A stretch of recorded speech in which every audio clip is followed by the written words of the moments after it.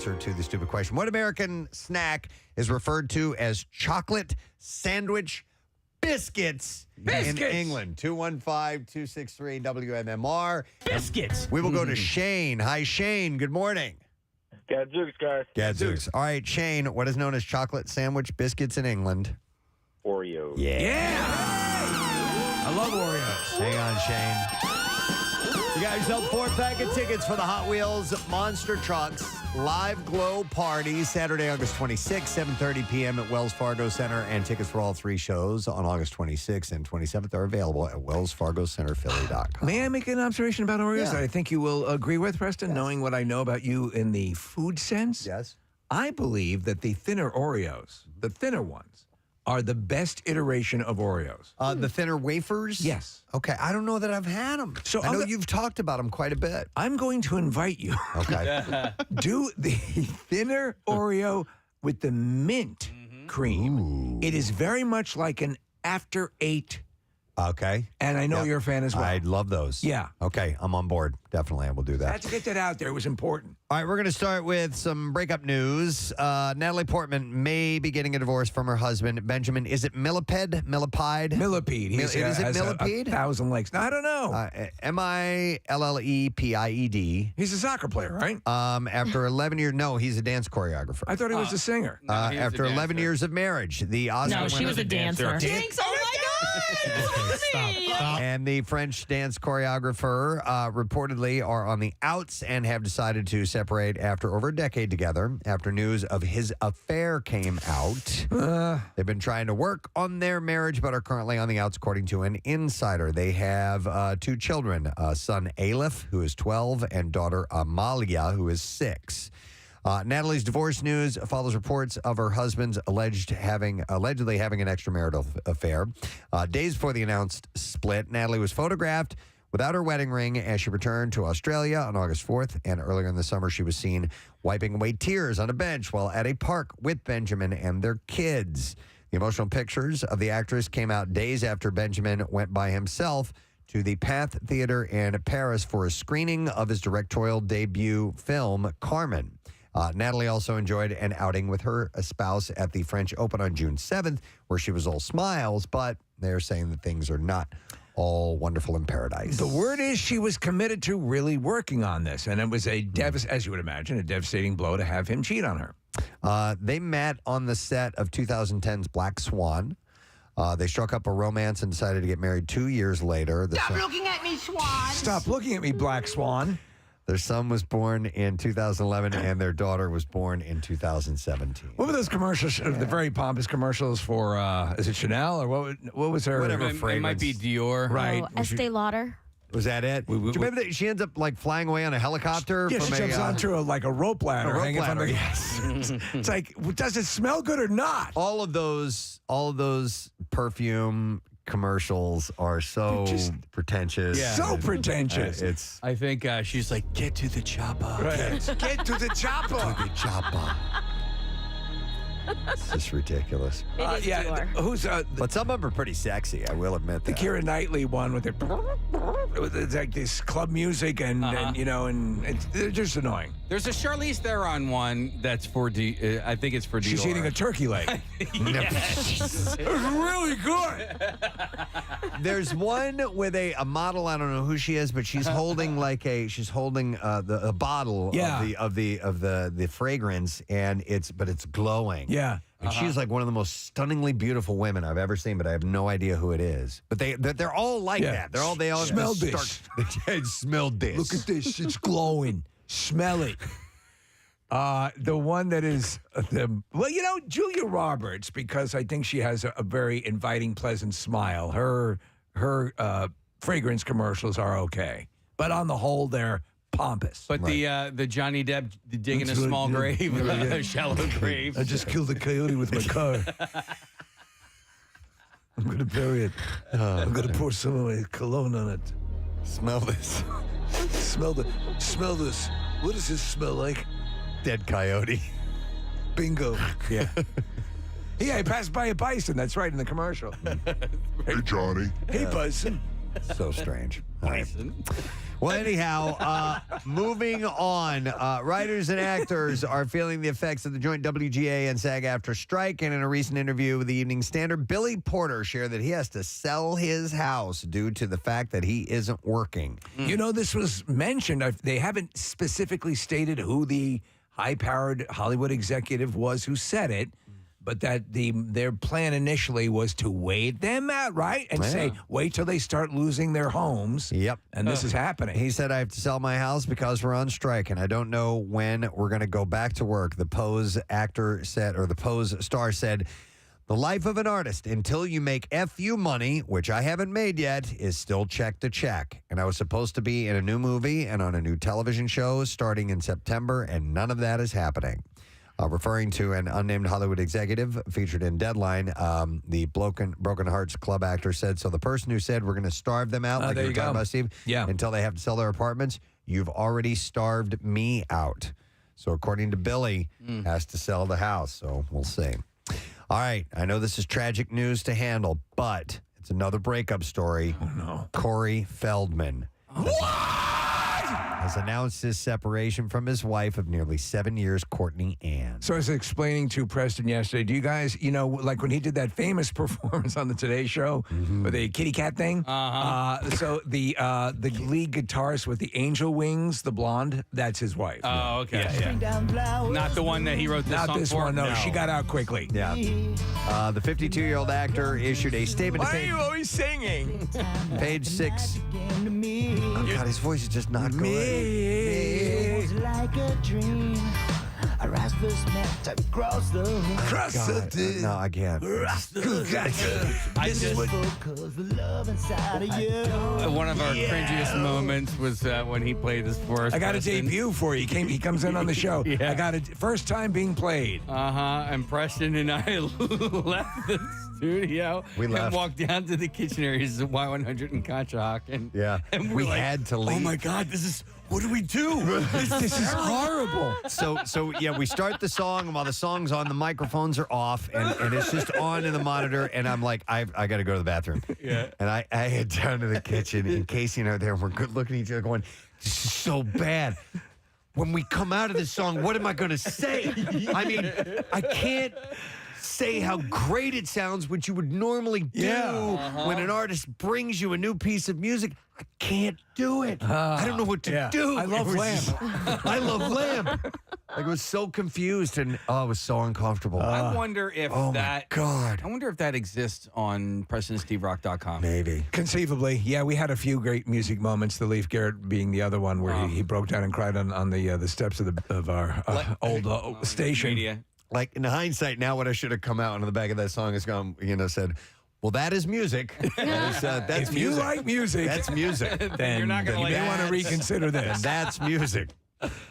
So I envy the deaf. he issued a statement confirming the news, and he said, he began by stating, it is with great sadness that Courtney and I have made the decision to separate after many wonderful years together. She's in the background doing a happy dance. He said, we've been through so much together and still have much love and respect for each other. There is no one to blame.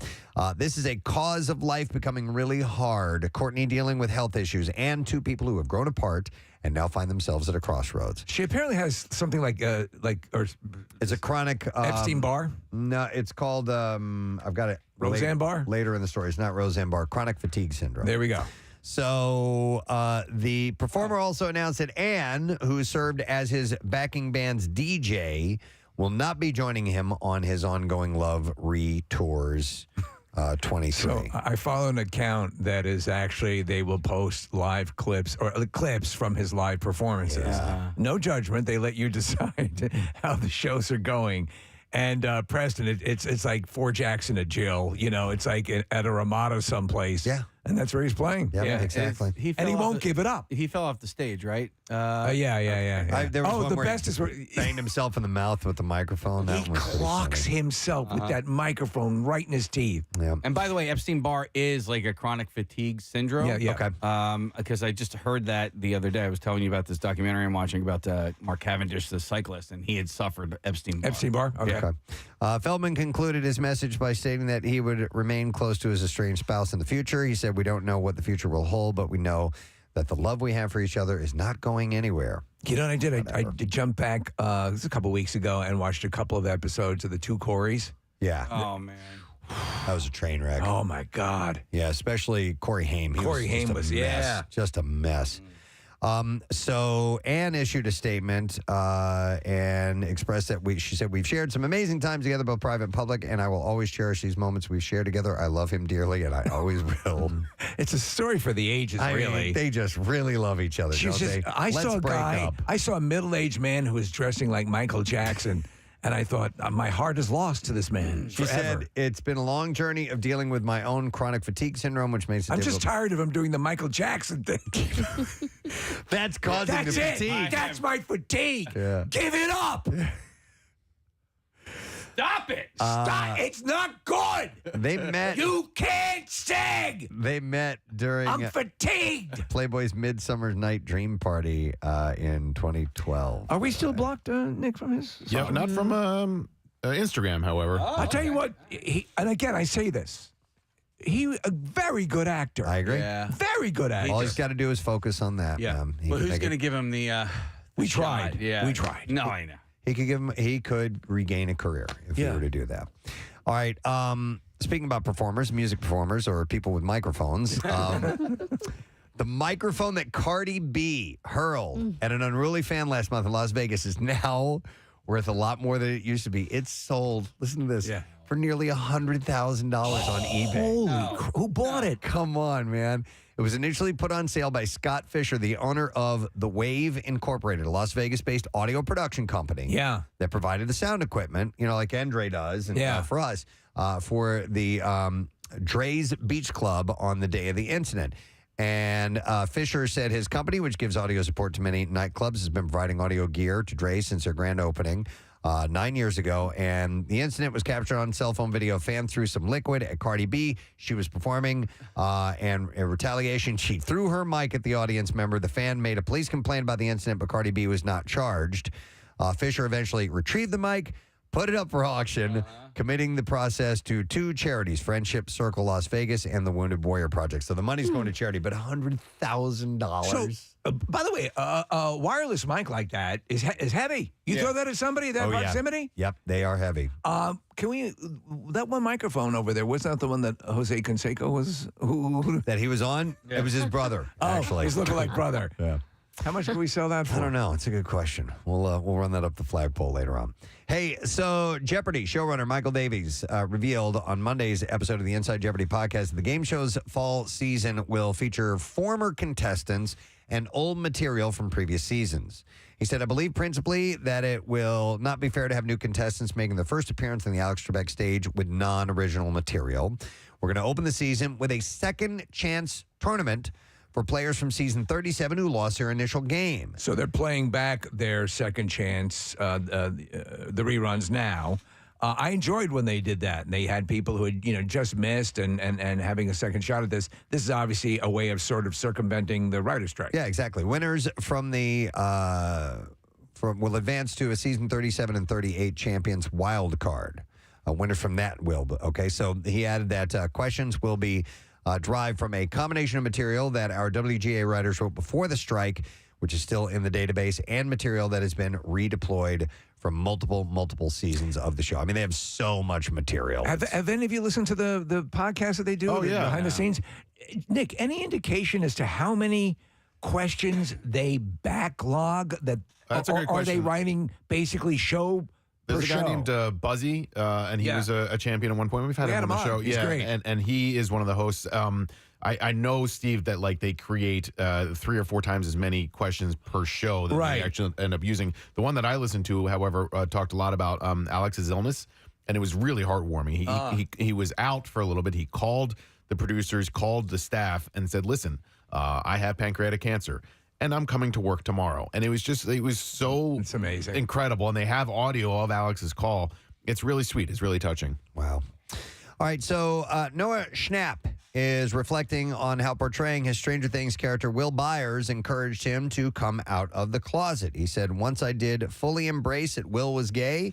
It was just an exponential speed towards accepting it for myself. He told Variety that I would be in a completely different place if I didn't have Will to portray and to embrace and help me accept myself. He's going to Penn, right? He is going to Penn, yeah. Now he can't even. Everything's at a standstill. Yeah. I'm dying for that final season of Stranger Things. Man. I mean, this last season was so good. And here's the deal. These guys are growing up, man. Yeah, like they need to film this stuff. Mommy, can you drive me to school? Yeah, he said, I think if I never played that character, I probably would still be closeted. In the caption of his coming out video shared on TikTok back in January, he had written, I guess I'm more similar to Will than I thought. So he said playing that character helped him out. I hope, in addition to that, because we're such fans, the possibility for a spinoff or, to keep that universe going in a way. Yeah, in another direction. And there's plenty of places they can go to and love it. And other people, if they want to stay in that time frame, they can back it up a little bit and do some origin things. And yeah, I'll bet you they can find a way to make that look goddamn good. So well done. Yeah. So Kim Kardashian took to her Instagram on Monday to let fans know that she broke her shoulder. She said in the video, something you don't know about me. I broke my shoulder and I tore the tendon. And it hurt. She added that she took a few weeks off working out and that she and her personal trainer were starting out rehabbing today. You got to see, did you see the video of her personal trainer? No. It's exactly the kind of personal trainer Kim Kardashian. Is it a guy? No, a girl, but stunning. All right. She did post a picture, and I actually texted Dr. Mike about it because there was a picture of her on Instagram sitting outside what looks like an MRI machine, but it's not MRI. It's called a pre-nuvo machine or scan. It's basically a huge fleshlight. It's kind of what it looks like, but what it does is it, I guess without radiation, scans your entire body for cancer and state of the art. Yeah. So I was like, hey, Mike, did you ever hear of this? And he had, at that point, had not, but Mike. Yeah. He's going to do his research and find out about it. And he every other episode, he's on the Kardashians. So here's the post, and I'll read it to you. Kim wrote, I recently did this pre-nuvo scan and had to tell you all about this life-saving machine. The full body scan has the ability to detect cancer and diseases such as aneurysms in its earliest stages. Wow. Before symptoms arise. It was like getting an MRI for an hour with no radiation, and it saved some of my friends' lives, and I just wanted to share. Really? Yeah. Well, there you go. I'm gonna put a 10 points for Gryffindor. No, good for her for getting the word out about that too. Well, okay. Now I want one of those. I want one in the studio. Yeah. Especially if you can heat up meals. By the way, she on Tuesday, Chloe shared a photo of her daughter True and Kim's son Sam to Instagram, and both children had casts on their arms. I hit them. No, she did not. I hit them hard and I feel so bad. Chloe wrote summer But they took my salmon. 2023 Cousin Cast Club, trampoline and monkey bars. They had a ball this summer. Did any of you have in elementary school or when you were, early junior high to have a cast? Because I remember it was the coolest thing. I had one in 8th grade and 9th grade. Yeah. And were you the celebrity? I think 9th grade nobody really gave a crap. But 8th grade, yes, absolutely. I couldn't wait for people to sign that. Caroline had one in in grade school, like twice. She broke her elbow. Wow, yeah, and so they were keeping it like one eye on us, going, "What are you guys doing?" Casey, when you had yours, what time of year was it? The 8th grade one was right around November. Okay. Did you keep it once it was removed? Dude, I had it taken off right before Christmas, and we put it on the top of the tree as the star. Because that was an autograph book, right? Yeah. I still have my cast from when I ruptured my Achilles and tore my calf muscle, and like Mark Wahlberg's autograph is on there. Yeah. That was 2012, maybe something like that when that happened, and that was back when I had the scooter that I write about. Yeah. But yeah, there's a whole bunch of people. Robert Klein signed it. Oh, that's cool. Yeah. That's very cool. Yeah. Nice. I mean, somebody here should break a limb just so we can get celebrities to sign it. Well, when we have some big names Yeah. coming up, All right. Yeah. I'll break something. You take the bullet? Thank you, why man. not? We'll break it gently in a vice. All right, let's do the clips here. In The Passenger, a man must come to terms with his past after his coworker goes on a murderous rampage and takes him along for the ride. Here, director Carter Smith talks to me about the unusual friendship between the two characters. What I fell in love with when I first read the script was the idea that this crazy, intimate friendship could somehow come to life under these horrific circumstances. It's not the type of story where you expect to get so emotionally involved with how these two are relating to each other, especially after what happens in the beginning of the film. And that was always really interesting to me. I don't think I want to see it. The Passenger is available now on MGM Plus. All right, hold on. Next clip. Here we go. Shortcomings is a slice of life movie about three California socialites navigating their lives as young adults. And here, star Ally Mackay talks about how the movie finds comedy and drama in a story about normal people. I think it's definitely kind of a hard movie to sum up the arcs of these characters. It's not like, crazy like sci-fi or anything like that. It's just about these three people that are kind of finding themselves in Berkeley and then end up in New York. I don't think I want to see it. Shortcomings is in theaters now, by the way.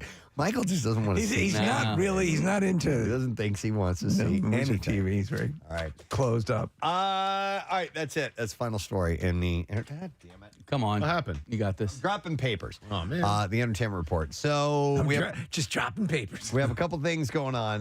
We're going live on Fox Good Day today. We have Ryan Avery from Screen Crush. Awesome to chat to about almost anything when it comes to movies and TV shows and all that. So we'll do that. But we also have a secret text word today. Steven Singer Jewelers. We have a $100 gift card to give away. And all you have to do is text word secret to 39333. We'll send a word back to you, ask you to call in later with that word. We'll grab a random text or two. And by the way, also, I'm supposed to mention this.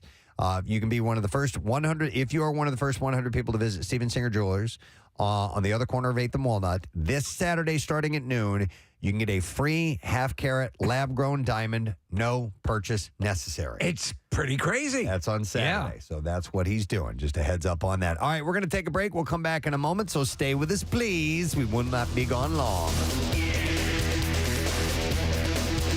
Preston and Steve on 93.3 WMMR. He reveals in a new interview. Placed a call to Chuck DeMacco. An interview with the Daily Mail. I can't be bought. He says that he rejected an offer to officiate Napster founder Sean Parker's wedding in character as Gandalf from Lord of the Rings. That's a little demeaning. For how much? $1.5 million. I'll put the suit on now. Damn right you will. How can you pass that up? I mean, sure, it's below you, but it's $1.5 million. I'm afraid, how about I'll get the suit now. I'll provide my own beard. Could you imagine? I mean, Jesus, everybody's got a price, right? Bye. F ya. I'll officiate as Gandalf. I'll do the first dance as Magneto. And I'll even do a panda bear. I'll do Kung Fu Panda if you want. I don't give a good goddamn. That's good money. Ian says I was offered $1.5 million to marry a very famous couple in California. Yeah, a couple. Which I would perhaps have considered doing, but I had to go dressed as Gandalf. So I said, I am sorry, Gandalf doesn't do weddings. Well, why not do it and then donate that money to a charity? Listen, that's a great idea. No, keep the money. Okay, donate. And donate the wedding to charity. And no, because here's the deal. I mean, it's just the act of dressing up for you. That's the whole thing, as opposed to for an audience or for a review or something, or a piece of art. Right. That's where his beef is, I think. So is the fear that if he does it for Sean Fanning, he has to do it for anybody else that has $1.5 million? I don't know, maybe. He said, I don't go. It is an honor for Gandalf to officiate the wedding of the situation. Many years when we first saw you and your abdominal muscles on the Jersey Shore, we were all moved with your daily ritual of gym, tan, laundry. But as time progressed, you fell in love with Sophia. And now you two shall enter into the holiest of unions. May we have the one ring.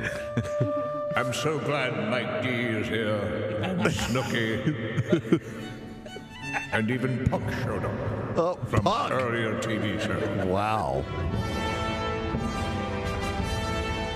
Oh, God. That would be weird. Yeah, I could see where it'd be a little demeaning. If they make him drive... If the word was he had to literally show up in costume, or maybe they could set up a place behind the, in the alleyway. He would have had to have been me with my my socks on going on. God damn it! Why did I agree to this? I can't get this thing that hooks in the back. Yeah. It's like 90 degrees, and he's wearing this full robe. My balls are swimming. So we had a funeral to attend earlier this week, and my entire family cut the line. Your entire family cut the line at a funeral, at a viewing? Yeah, at a viewing, yeah. So let me just set it up for you. Let me tell you exactly what happened. You have a decent-sized family. Well, so it was, so here, hear me out. I know what happened. I'm Kathy Romano. No. Could I get a seat closer to the coffin, please? No. So my mom showed up right before us, and so she was in line. My mom was in line. Me, my dad, and both my brothers came a little bit later. Well, we came at the wrong time. We pulled up. The parking lot was full. The cars were on the street, down the street. The line was through the room. Out into the lobby area, down the hallway, out the door, and down the side. So it's a hopping wake. It was a hopping wake. It was the wake to be at. So it was one of my mom's. It wasn't bougie at all. Wasn't bougie at all. It was one of my mom's best friends. She's been friends with this woman forever. It was her brother. So we knew him. We had met him a few times over the years. Had just recently seen him. Maybe it was a year ago or something like that. But we were there for my mom's friend to pay our respects to her. Show support. Yes. So you weren't even super close with this person. Right. You figured that you could be obnoxious. Sure. Yeah. You can cut in line. No. So my mom was in line, and the line to get up to the family was so long. So the way the funeral home is set up, I parked out. I'm not doing that. No, it was not like that. No, just listen. So I parked out back, and there was a back door. So we walked through that door, and they were kind of filtering people because there were other people coming through that door. They were kind of filtering people off to the side to try to get them to go back outside and get in line. It wasn't working. There were other people that were kind of merging into the line, which we probably could have done that. But I looked into the room, and my Christopher goes, "Look, there's Mom," and he just beelined it. He walked directly. Go. And they had they had ropes set up, and because there were so many people, they were expecting a lot of people. Yeah. No, it was Christopher. It wasn't me. It's like the wake version of Goodfellas, where she comes into the back through the kitchen, and they, what do you do for a living? I'm on radio. So Christopher just walks right over to my mom and, says, "Hi, Mom," gives her a hug. Now, my mom is maybe 10 people away from the family, so she was right up front.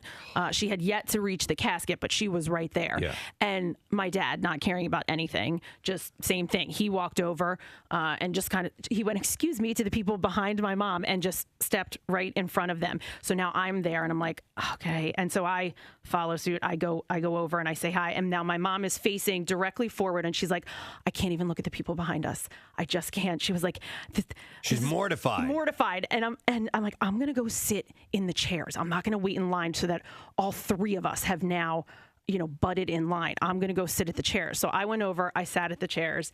And then when they got up to the family, I just snuck over and I got in. I said hi to my mom's friend and all of the other family members. Now we're finished. We said hi to the family, paid our respects, and we're now exiting. And they have a line set up for the people exiting. Well, why didn't you take some flowers on the way out? Right. Listen, it actually gets worse. Oh no. So as we're leaving, when I butted in line, I went in front of my mom. So I was the first of my family. So I'm leaving now, and all of a sudden I see my brother Jim, and he's walking down the exit line. He walked up the exit line. He walked up the exit line, ran over to my mom's friend, paid his respects to the family, and then we all got out. Now we're in the lobby, and the people who were behind us the entire time. I'm sorry, it's fantasy football night. Right. Who never said anything. Yeah. I see them walking out, and I'm like, we got to go. I'm like, let's go. I mean, we were all pretty embarrassed, but you saved a lot of time. We just didn't want to. I'll tell you this. Really. Khloe Kardashian has a thing for basketball players, of course, her soon-to-be ex-husband. I just love them. Lamar Odom starred for the Los Angeles Lakers, and now her ex-boyfriend James Harden and Rashad McCants were also NBA players, and it looks like Kardashian has hooked up with another. She was spotted vacation in Cabo San Lucas with... Yoo-hoo. With... You're a cutie. What's your name? Yoo-hoo. An avalanche starts.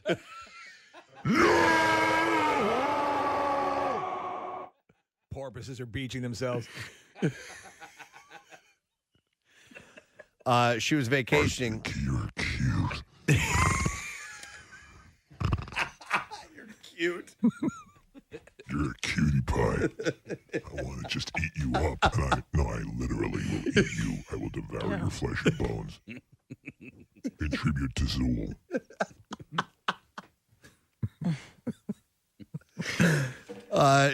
She was in Cabo with Tristan Thompson of the Cleveland Cavaliers. Yeah, I say this with all due respect. If you have had the checkered history with basketball players that she's had, as the family's had up to this point, right? Maybe deviate from that a little bit. But she needs big guys because she's a big girl. True. You know what I mean? Well, then get who's the guy from Game of Thrones?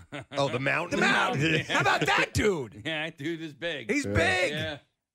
Thor, isn't that his name? Oh, no. Did you get my email about Pine Valley? Yes, that they have. You can go walk the course. Yeah, that Crump Cup thing that they have every year. Are you interested in doing that? I was actually going to play the golf course. I know, and that's why I have an invitation to it. So don't you want to walk it first? Shut up, man. It is the #1 golf course in the world. In the world. A lot of people don't realize that. Here, right across the river in New Jersey, kind of near the Blackwood area. It's in Clementon. It's by Clementon Park. Right. The #1 golf course in the world. According to Golf Digest, according to Golf Magazine, yes. In the world? In the world. Right here? Well, then, all right, dare I say the universe. Because I'm pretty sure they're not playing golf in the known else. universe. Yes. It's called Pine Valley. It's super duper, extremely exclusive. I read that whole article. One second, sent. if you just 1 second. Okay. Sure.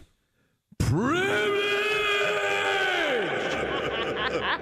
I've been invited by somebody who knows a member there, and don't you want to walk it first? Maybe? We were supposed to play like a month ago. Oh, the day before. Oh, Steve, I got something. The day before I was supposed to play, I got a text from them that said that there was a work emergency and I couldn't go. And you were so excited. I'm not even making this up. I'm not saying this figuratively. I literally was having a dream about it the night before. I was that stoked to go. Steve, and it hasn't come together yet. So is this the privilege approaching? Privilege. Privilege. Privilege. Privilege. Privilege. Privilege.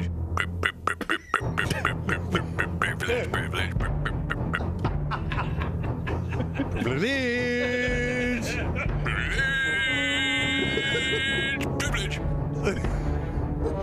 Steve was showing me a video this morning. The Paralympics are going on right now. They're fascinating to watch. I saw two things the other day. I saw, Nick showed me a volleyball player who's 8 feet tall, and he just sit on the ground and play volleyball, but he's an 8-footer, so he's got a bit of an advantage. Yeah, basically he's taller than the net. Yeah, and then I saw a guy in an archery competition with no arms. Yeah. So he holds the bow and pulls the bowstring back with his feet. And that requires a good amount of strength. Crazy amount of strength. I don't know what pound-pull bow he was using, but just to position yourself that way is pretty wild.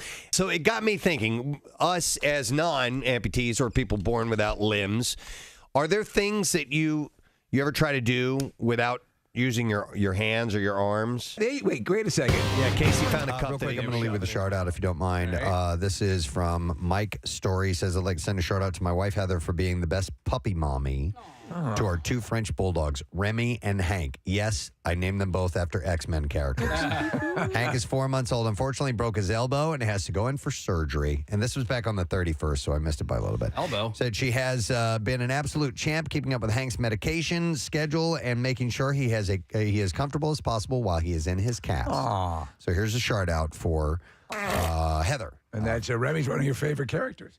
Yes. Remy LeBeau is Gambit, and then Hank is Hank McCoy, who is a beast. You remember they were moving ahead. It was Channing Tatum was going to play him in the movie. Yeah, Gambit. I would love to have seen a Gambit movie, but they effed it up. We've had a glut of superhero movies, and now there needs to be a little break. Yeah, maybe we can talk to Ryan Avery later on with Screen Crush about that later on this morning. But in the meantime, I think it's been a while since we've opened up shop and strolled around the old store. Time to visit the general store. It's basically the same stuff we do with every segment, just packaged differently. Well, listen, we're going to go to this part of the store. It's the toy aisle. Oh, now I'm a big toy fan. All right, and we're specifically in the Mattel section. Mattel Adventure Park, a full-scale amusement park featuring your favorite Mattel toys and games. Barbie, Hot Wheels, Thomas and Friends, Masters of the Universe, Magic 8 Ball, Pictionary, Uno, and more will be a reality in 2024. What took them so long to get in on this? Yeah. They have some of the pivotal, foundational toys in their catalog. It is set to open up sometime in 2024 at VAI Resort, located just south of State Farm Stadium in Glendale, Arizona. Oh, isn't that going to be hot? That's what I was thinking immediately, Casey. Mommy, I want to go home. Built in collaboration with Epic Resorts Destinations, it'll serve as a year-round Arizona entertainment destination and will be the state's first fully themed indoor-outdoor amusement park. So, Casey, there's an indoor part to it. Okay. I don't know how much, but that area is really great when it's not July and August. Yes. So maybe it'll be a nice off-season destination for some people, like Florida is for, going to Disney. Gets hot down there as well, obviously. Yes, it does. For Disney, and that makes hot. sense. Obviously, this is a different kind of thing. I think you're going to see more companies do this stuff. Obviously, the success of Legoland and Hasbro has stuff, Mattel. But full-scale amusement park. Like with roller coasters and everything. So where's that Nickelodeon? Is that Nickelodeon Park in Jersey? The indoor park? You see the commercials for it. Was that supposed to be North locally. Jersey? Something in Edison. Okay. You know what I'm talking about? Yeah, I remember. So it's an indoor. It has coasters and everything indoor. That's cool. And it's a Nickelodeon park. They have a Nickelodeon hotel, at least they used to, in Orlando. I remember seeing that. Wait, wait, where? Yeah, it's in Orlando. Oh, okay. Yes.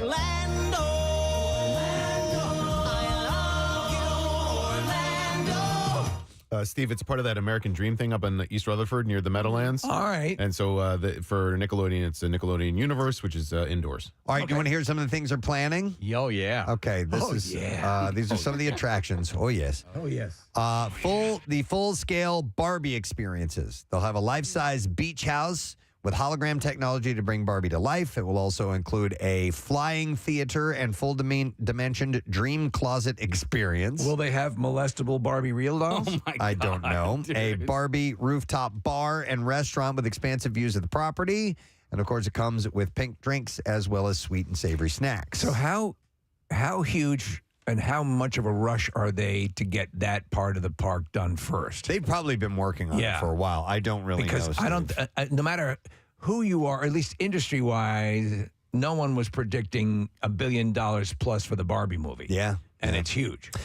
They have 2 Hot Wheels themed roller coasters. Now that's where we We'll run there first, Preston. Yeah. The Hot Wheels Bone Shaker, the ultimate ride, is the first ever family coaster featuring the famous hot rod skull design that climbs 84 feet into the air. How many Hot Wheels did you have at your most your biggest collection? Enough that I had that case, Steve, where you could carry them around. Sure, I had that too. Looked like a giant tire, right? Yeah. You were like a hustler when you came into town. You could open up your dude. I think I'm ready to go. As a kid, I never felt like a bigger badass than when I was carrying that thing around. Oh, and it held like 60? Oh, yeah. Yeah. My brother was more into micro machines when they came out. Yeah. Those things were great.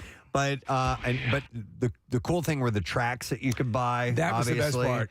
And eventually they'd break and fall apart. And then you use them for fights. Yeah, they never, ever You would worked. whip the hell out of each other. They never worked like they did in the commercials. You know what, though? I Some of beg them to would. differ. Preston, I had that powerhouse, the thing. Yeah. And they for a brief period, they had like a sloping, almost like, like a NASCAR type track design.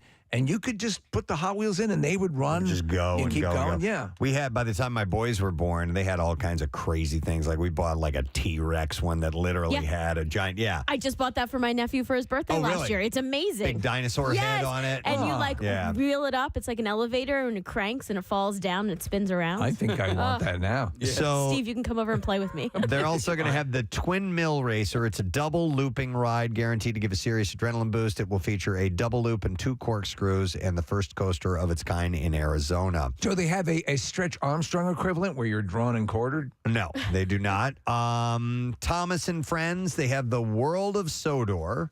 It's an area featuring 7 family-friendly experiential attractions and rides with dedicated indoor play space for little adventures. So that'd be for I'm not familiar with this, little kids. Thomas and Friends. Thomas the Tank Engine. Oh, okay, yeah. So that'll be for the little kids where Thomas is very cross. Yeah. It'd be cool He's if acting like a dick.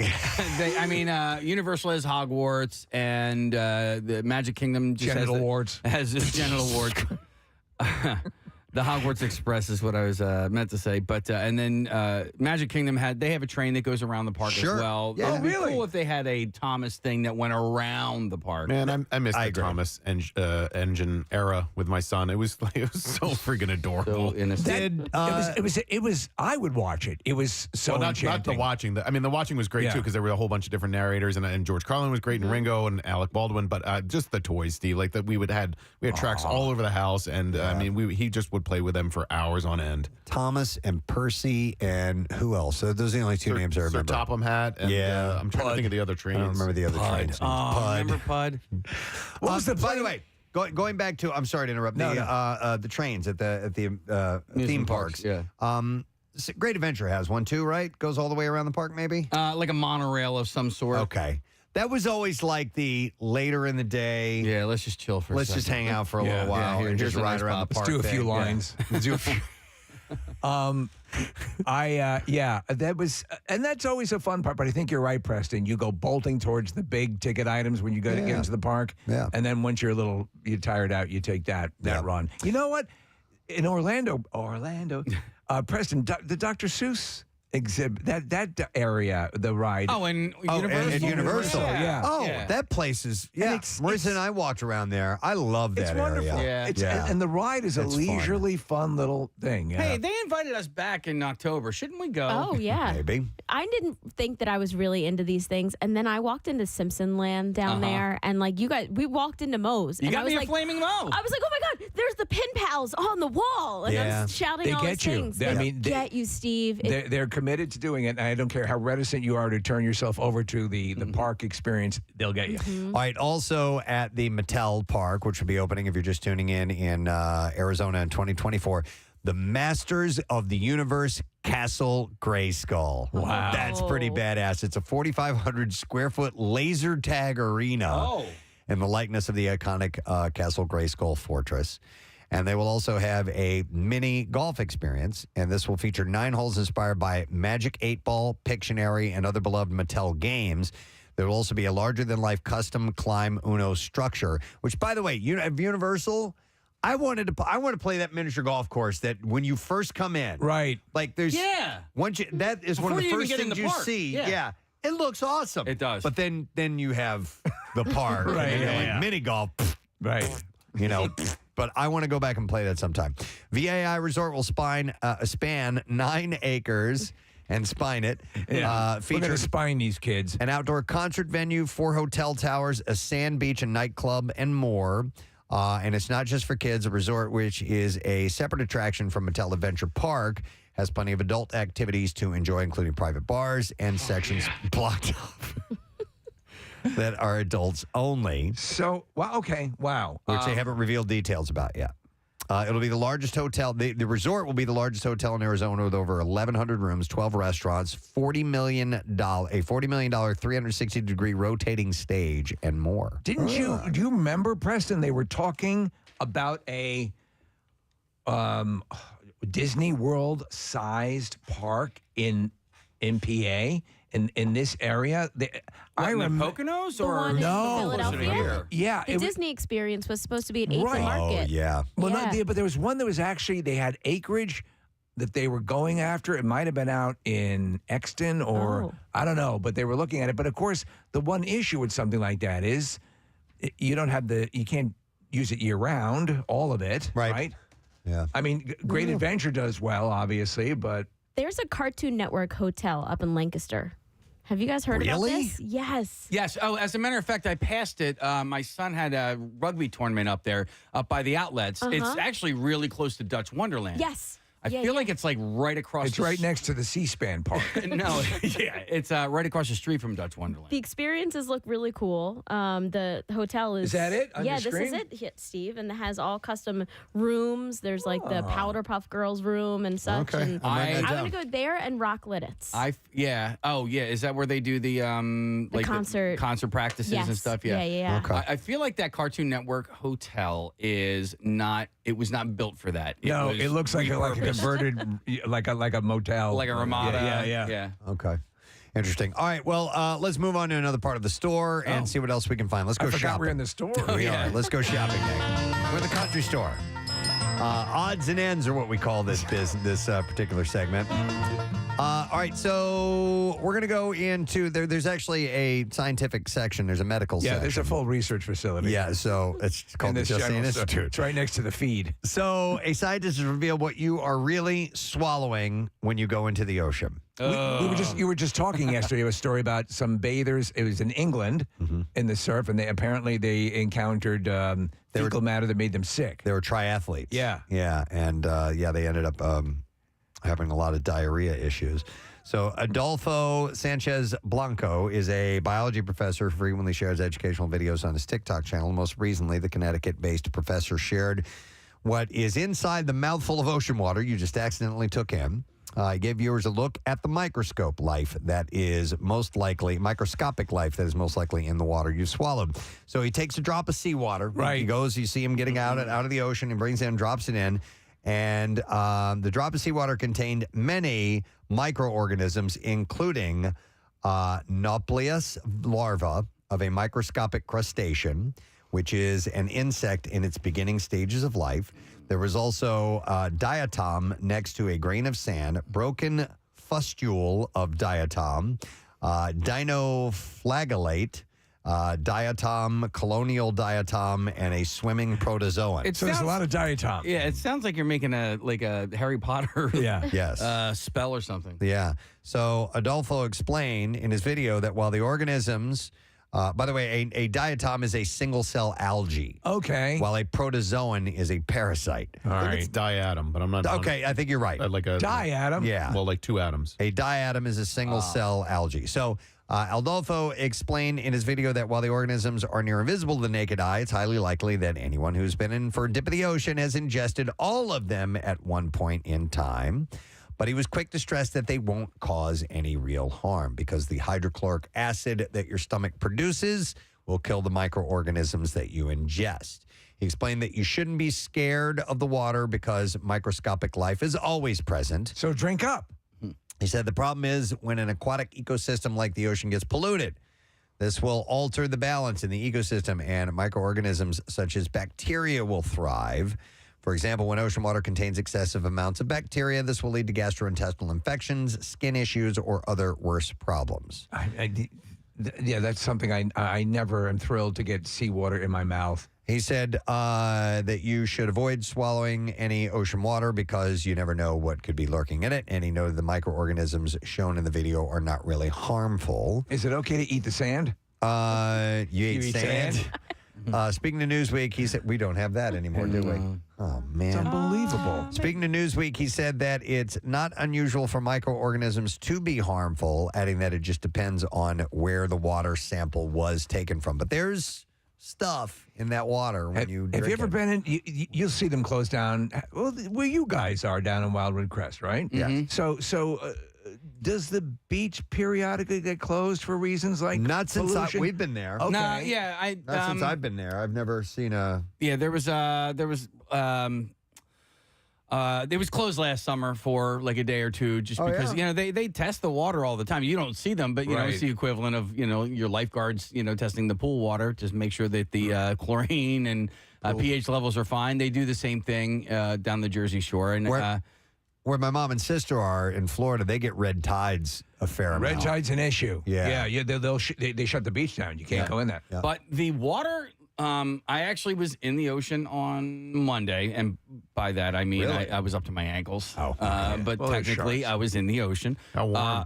Super warm, Yeah. and it was really clear. Oh. There's a guy who works in our sales department named Rob. He was, I believe, in somewhere in Barnegat maybe, and he said he was like up to his neck, and he could basically see his feet.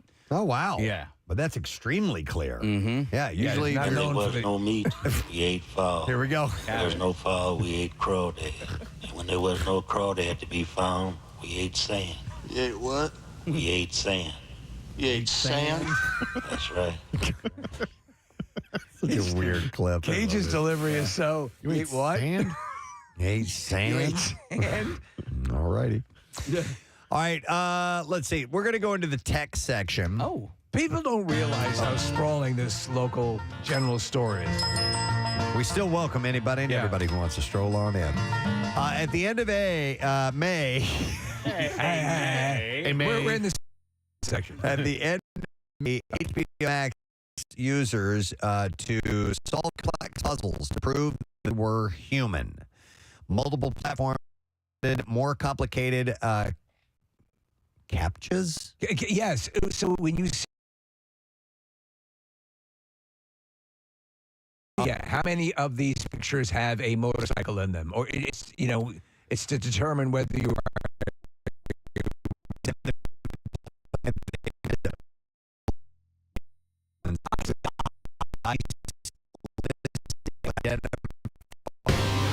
You need air to get in there in order, like how That's what I was thinking. The old high C things, you would have to have two holes in the top so it would to let air flow. Yeah. But also you generally to swallow you need to close your mouth, right? Yeah, Do you? so it's not I that can't easy. open it around and go.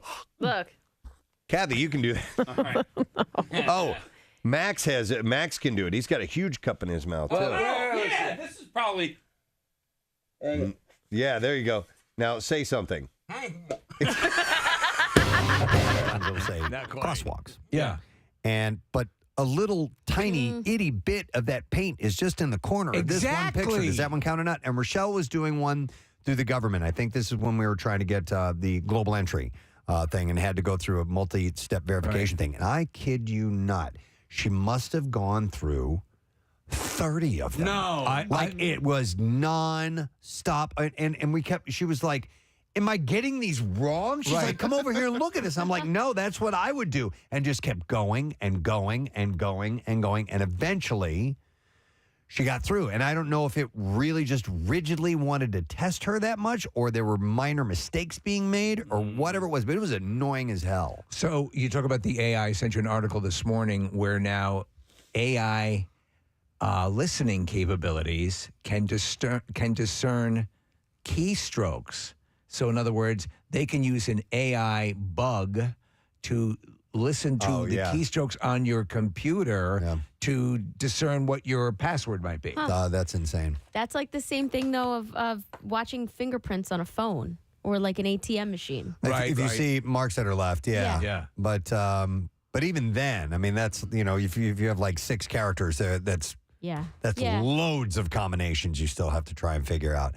But the fact that it can hear the audio, that it can pick up and know what keystrokes you're making. It's in the article. Let me call it up. That's better than me, the great typini. Yeah, and you I used to be able to tell who was typing simply by listening to people on their keyboards. Yeah, let me see if you go to the tire section of the store. That's crazy. So, in addition to changing security online, AI might generate more and more content on the web. Phishing scams for personal data may also become more sophisticated, as generative AI can even duplicate your voice. We played a clip yesterday of James Hetfield that was an AI-generated version of his voice singing an AC/DC song. I can't find the article, but this is the kind of thing like you had the story about 4 or 5 months ago, where the AI replicated this woman's daughter's voice, and they tried to convince her to pay a ransom, and had the daughter's voice crying, it's amazing. This is right up here, Preston, on the screen. This is what you hate, right? I hate these. Yeah, this is one of the captures. Picture, So, I have to believe they will eventually figure out how to sidestep these issues with AI, but they're just going to keep. There's going to be more of them, and they're going to have to figure out how to sidestep that. And then once they figure that one out, the next one's going to come up, and they're going to have to figure out how to fix that. Well, I think the obvious would be to have to incorporate AI into foiling, right? Right. Yeah. In other words, AI versus AI. Yeah, we're just and then Skynet calls us. That's what happens, man. I mean, and again, I go back to this thought all the time, but it's 2023. Like, what is this conversation going to be like in 5 years, 10 years? Right. Yeah. It's. I'm fairly convinced that the genie's already out of the bottle. I agree. Not so much we can do. That's it. It's multiplying quickly. Yeah. Like very quickly. The things that we didn't even consider. It's like when they beta test something and they throw it out into the public. Right. And then all of a sudden, all those issues they never even considered about whatever it is they're testing come up. That's what's starting to happen. So I read an article yesterday about some of the advantages of AI in medical diagnosis. Yeah. And stuff That's like that. great. So that is really cool. But, in other words, could AI have told us years ago that on Lost it actually was purgatory? Maybe. And we could have just saved ourselves a bunch of time. AI could have written a different ending, though. Yeah. Maybe. Yeah. It could have suggested a few things that could have helped the producers. Yeah. And AI could have been one of the greatest basketball players ever. Absolutely. He was. Yeah, I got his autograph at Fridays. Did you? I did. Remember when Iverson used to hang out at Fridays? I love that. Right across the street down here. And he used to hang out at Houlihan's, and then he switched sides of the Went City across the Avenue. street. Yeah. Tax free. If he just would have taken care of his body. Just would have taken. Yeah. All right. Anyhow, knock it off. We got to close up shop because we're going live on Fox Good Day. But I would like to thank you for stopping by, and come on in anytime because That's the proprietor, Preston Dennis. Speaking. Yeah. I just created a new character. Or was it AI that created the character? That's a good question. All right. Well, listen, let's take a break. We'll come back in a second. Don't forget secret text word, $100 gift card to Steven Singer Jewelers. Text word secret to 39333. And also don't forget, you can be if you're one of the first 100 people to visit Steven Singer Jewelers in the other corner of 8th and Walnut in Philly this Saturday starting at noon. You can get a free half-carat lab-grown diamond, no purchase necessary. It's pretty wild. That's legit. We will return in a moment. Stay with us. Preston and Steve on 93.3 WMMR.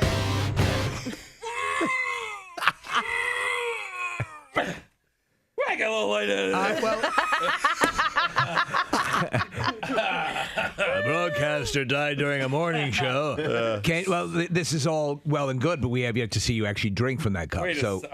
What is it? Okay, I got a little bit grossed out because the It's water, a urine color, isn't it? It is, but you know what? Piss? Was that apple juice? No, it's water, but no, it's whiskey. This whole time, guys, I've been drinking whiskey. No, it's water, but I had coffee in there first, so it's a discolored water. Okay. Let's see it. That's my story. I'm sticking to it. All right, so with no hands. All right, so Casey has placed it on video. Yeah. on a tray in front of him. All right. And he is now leaning down. He is putting his mouth around it, not using hands at all. See, he's trying to. That's too big. So he can't use his hands to put the cup in his mouth either. You know, go ahead and just. You have to do it without using your hands. But no. Okay. Well, I could do it with this one. All right, use the different cup. Oh, he needs a little bit smaller cup. You're going to drink all of that, you think? I don't know. We'll find out. All right. It's been a long time, Preston. I'm kind of out of practice. Am I in the splash zone? All right, so he's now putting his mouth around it. He's trying to. I think he needs a little assistance from his hands. Do you need a little slow jazz? No, here we go. What? He's gonna wrap his mouth around it, and all right, here we go. I want to see this. It's around his mouth. He's throwing his head back. Oh my god! Oh my god! He's doing it. Gross. He did it. I'm impressed. Yeah. Good job. That is disgusting. It is, right? Yeah. You have to, Jen. You're just pouring it down your maw. You're not. There's no swallowing, right? No. You have to glug a little bit. Yeah. Your maw. But I guess I was maybe a little bit wrong in my initial assessment. I probably did have to use my hands in the beginning. So Casey has been. He's had a particular brand of yogurt. I eat Chobani yogurt. I get it. I have it every day. It's just part of. It's my breakfast. Your it's what I yogurt. have. It's what makes you. Yeah, and And I eat Chobani yogurt too. I do. But what's the other brand? Dannon makes a yogurt called Oikos, Oikos. That's it. Okay. Which I prefer. It's a little bit creamier. So I brought some Oikos yogurt in this morning. I asked hey, have you ever had a chance to try that Oikos yogurt yet? Because you've recommended it. Well, here's the first great part about this is that Casey asks as if he's never asked before. No. Which I think is what bothers Preston. He's asked me several times. You really have to understand the intentions behind my question because it was a brand new yogurt that I have not eaten yet. Yogurt. With a spoon that I have not used yet. So the question really was It's now or never. I was going to offer him some. He wants you to try this yogurt so bad. I asked him. I said, "Oh, have you ever had the chance to try that yogurt yet?" And then he responds. He's like, "No, you asked me that like a year ago." And No, he said you've been asking me for a year. That's what he said. So, Because it's been a number of times, and so finally, I sensed some irritation on your part. Total irritation. So then the irritation comes to me because I literally, including today, have asked him twice. So he's like, "You've been asking me for a year." No. I literally have asked him two times. You have, Casey. It's been. This was not the second time. It's been many times that you've at least. No, you haven't asked me to try it, but you've certainly said, "Man, I like this stuff. This is really. I used to have Chobani, but this is what I eat, and I like it better." All right, Preston. I'm like, okay, that's cool, good. Agree to disagree. Whatever. And then finally, I go, "Look, it's at Wawa. Chobani is at the Wawa I go to. That's why I get it." And I just explain it. I just let it all spill out like that. I'm like, "This is why I get it. I have my one stop in the morning. This is what I pick up. It's my ritual. It's what I have." The nerve had been laid bare. Yeah. Yeah. So, With a little more attitude. and this is right lot more before attitude. we're going to. He was super douchey about it, right? Right? For a simple question. I was just asking about yogurt, and he was a total a-hole about it. See, this is I'm tired of it. This is the husband and wife dynamic. And then Casey had to do a live spot, and Preston put his headphones on. And after you put your headphones on, Casey goes, "I can't say anything." I can't ask many questions, and that's how I feel sometimes. But at this point, you'd think that you would catch on. He doesn't take well to these things after 4 times of asking. But you feel he was sending you a sort of trying to suggest that you were not doing something that you were. Maybe Yes. subliminally, Subliminally, you felt I that get that. He I was suggesting to you were doing something wrong by not trying the yogurt. Yeah, maybe. Okay. I wants you to I can't say definitively Do you that I feel that understand way, that, but Casey? maybe on a core sense, maybe that's it. And you've tried to get me to do something several times, and I haven't done it, and it's time for you to go. Okay, well, Now, I don't can need you to do s- that anymore. Can you see? Why is yogurt so goddamn important to you? Can you see that Casey is one who loves to share the joys that he experiences with everyone, and that for him it's important that he give you this gift of an extra creamy yogurt. He eats yogurt every day. Okay. He's almost every day. Casey, how does it make you feel that Preston was seemingly rebuffing your suggestion that he try the creamier yogurt? So for me, Steve, Yeah. it goes beyond the yogurt. All right. It's indicative of a usual. It could have been anything. Okay. It could have been a piece of music. It could have been yogurt. It could have been Music about yogurt. Music's another thing. A restaurant. It could have been anything. So he takes this tone with me a lot of times, and it's hurtful. It's hurtful. It's hurtful. It's hurtful. It's hurtful. It's hurtful. Listen, I've actually heard through the grapevine there's some issues going on here. That there's some issues going on here? Yeah. Okay. Yeah. Between you two. Oh, yeah. It's countrywide. Between me and Casey. Crazy. The yogurt? The yogurt. Well, yeah, because I received your letter, Casey. You gotta love So, yeah, Casey actually sent me a letter. It's actually a fake letter from Casey, but it And he sounds writes, like this. "Dear Casey." Yes. It said, Robert, please allow me to... Dear Robert, if Greeks invented yogurt, then they also invented a broken heart. Well, you see, I recently noticed that Preston has been eating Chobani yogurt every morning for breakfast. But because I care deeply for Preston, I tried to turn him onto a much creamier, much healthier, better tasting Oikos yogurt. Well, my best intentions have sent our relationship into a spiral. And yes, we operate a mixing board together. But we're just going through the motions.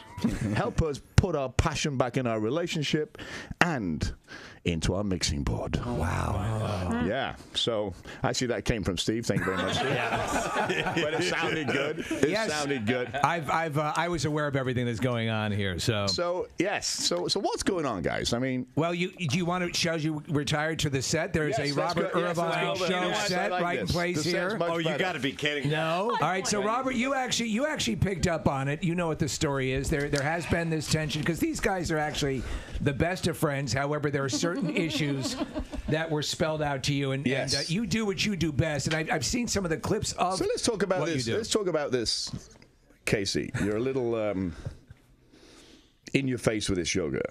Can we have that yogurt, by the way? Can you bring that yogurt? Yeah, bring out the yogurt if you can. Yeah. I want to try this yogurt. So you've been on a tray. Yes. I hope they're all the same flavor. So look. They are. They're all You're really upset. Look at me when I talk to you. All right. You're really upset that he's using Chobani, right? And you like the other one. So you wanted him to try yours. So here's what I want you to do. Look at each other. And I want you to tell him that you like Chobani or you love Chobani yogurt more than you love him. Wow. I can't do that. Very good. Now I want you to look at him and say you love your yogurt more than you love him. I can't do that either. Wow. I think we just had a breakthrough, guys. I want you to feed him your yogurt. It's all about breaking. We're breaking now. Here comes the airplane. Okay. Now, what do you taste there? I taste love. Great. Now you take your yogurt and do the same thing to Preston. All right, here comes the train.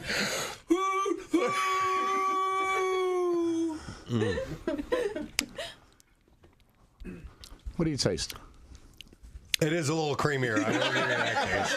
Breakthrough number 2. Because I don't have any bitterness involved anymore.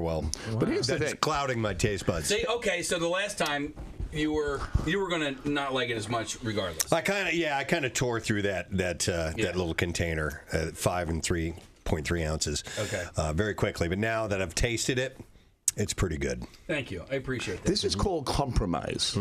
We're in a relationship for 18, 20 years, whatever the number is. Compromise. You have to listen to each other. But when people get on your nerves, like him, yes. When they get on your nerve, you have to have more patience. It's like being in marriage. Look at him. He's upset visibly now. Compromise and patience. Wow. I don't think that I am saying, hey, you need to experience this. You really need to do this. And after a couple times I try it and I get a cue from him that he's not interested, then I will back off of that. Right. Casey keeps going and going and going, and that's just what you do. You know, I mean, sure. Well, you got to learn to let that go. If he doesn't go with yoga after The yogurt 10 thing. weeks. See, I mean, you got to give it up. But the yogurt thing. Or whatever. It doesn't have to be yogurt. So I thought he was over exaggerating. You're like a little chihuahua. How in his face I was about the yogurt. Okay. He said I've been asking him for like a year, and I felt like maybe I only asked him a couple of times. And I thought the most hurtful part was I had actually was going to let him try some of the yogurt because I knew, and it was just like The Departed. He didn't see it, so I brought it in for him, and I gave him the DVD. So I thought, hey, this brought me joy. That's like you saying to him, hey, you didn't listen to me. Here, watch it now. Right. So now you're telling him what to do. Right. And he feels confronted. Now you've like all right. Now alienated. I'm seeing it. Now I'm seeing it from your perspective. May I jump in here, Robert? Yeah, because course. I think also in a case they both love each other. And they have to Steve Show. Some Sublime. It is 7:55. We're scheduled to go on Fox Good Day at 7:55. Should we do traffic now? Or If they haven't gone to commercials, then we have time for traffic. all right, then let's do that, Marissa. What's going on this All right, morning? we'll start in New Jersey, 295 northbound. It's slowing 55 to the 42 freeway. 42 northbound, there's an accident on the left shoulder. It's jammed from right around 41 back to Lower Landing Road. In Pennsylvania, 76 eastbound, we're slowing Boulevard out to Montgomery, and westbound from Passyunk to South, and Boulevard out to Gladwin. PA Turnpike westbound, slowing Willow Grove to Fort Washington. 422 eastbound, we have a crash with all lanes blocked. That is at PA 100. And in Burlington, back to New Jersey, 73 at Fellowship Road southbound, there is an accident with a center lane blocked. Stop traffic from Kings Highway.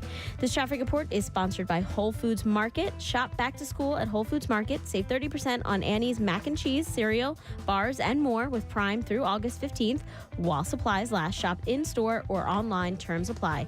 And that's your traffic on 93.3 WMMR. All right, thank you, Marissa. We've got the audio turned up, so hopefully we'll be hearing some music here in a little bit, and that'll mean we're going live on Fox Good Day this morning. A reminder that we do have a secret text word today, and it is a $100 gift card to Steven Singer Jewelers, so make sure you text the word secret to 39333. It's the man of the hour. It's part of a promotion he's doing. Yeah, if you're one of the first 100 people to visit Steven Singer Jewelers, that's at the other corner of 8th and Walnut in Philly this Saturday starting at noon. You can get a free half-carat lab-grown diamond, no purchase necessary at all. Yeah. So that's kind of nutty, but that's what he's doing. That's what he does. All right, we have about a minute. Okay. Before we go You have your live banjo? on Fox Good Day. I do not have a banjo, but I have my recorder. Hey! I can't. I Lord of wish the I Rings? knew an actual song. Do Lord of the Rings. Rocky theme. Da-na-na. Yeah.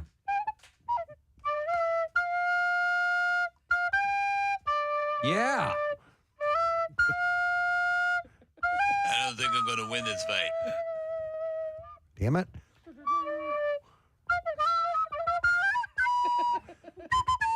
Going live, guys. Yeah. What's that? Going live. I can't hear.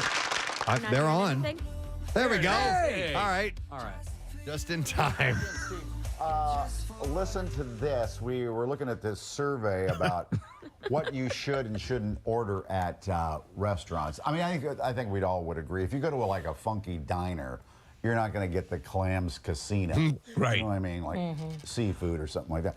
But I never heard this, that when you order a cocktail, maybe you shouldn't ask for the garnish, like the fruit they put in there. Yes. Because they think that maybe that fruit hasn't been washed. Oh, okay. Well, won't the alcohol kill whatever disease That's is a on? good point. Yeah, Right. maybe the booze will kill it. I have seen people prepping those, little lemon and lime twists and stuff like that, and I've watched and been a little bit concerned about the cleanliness.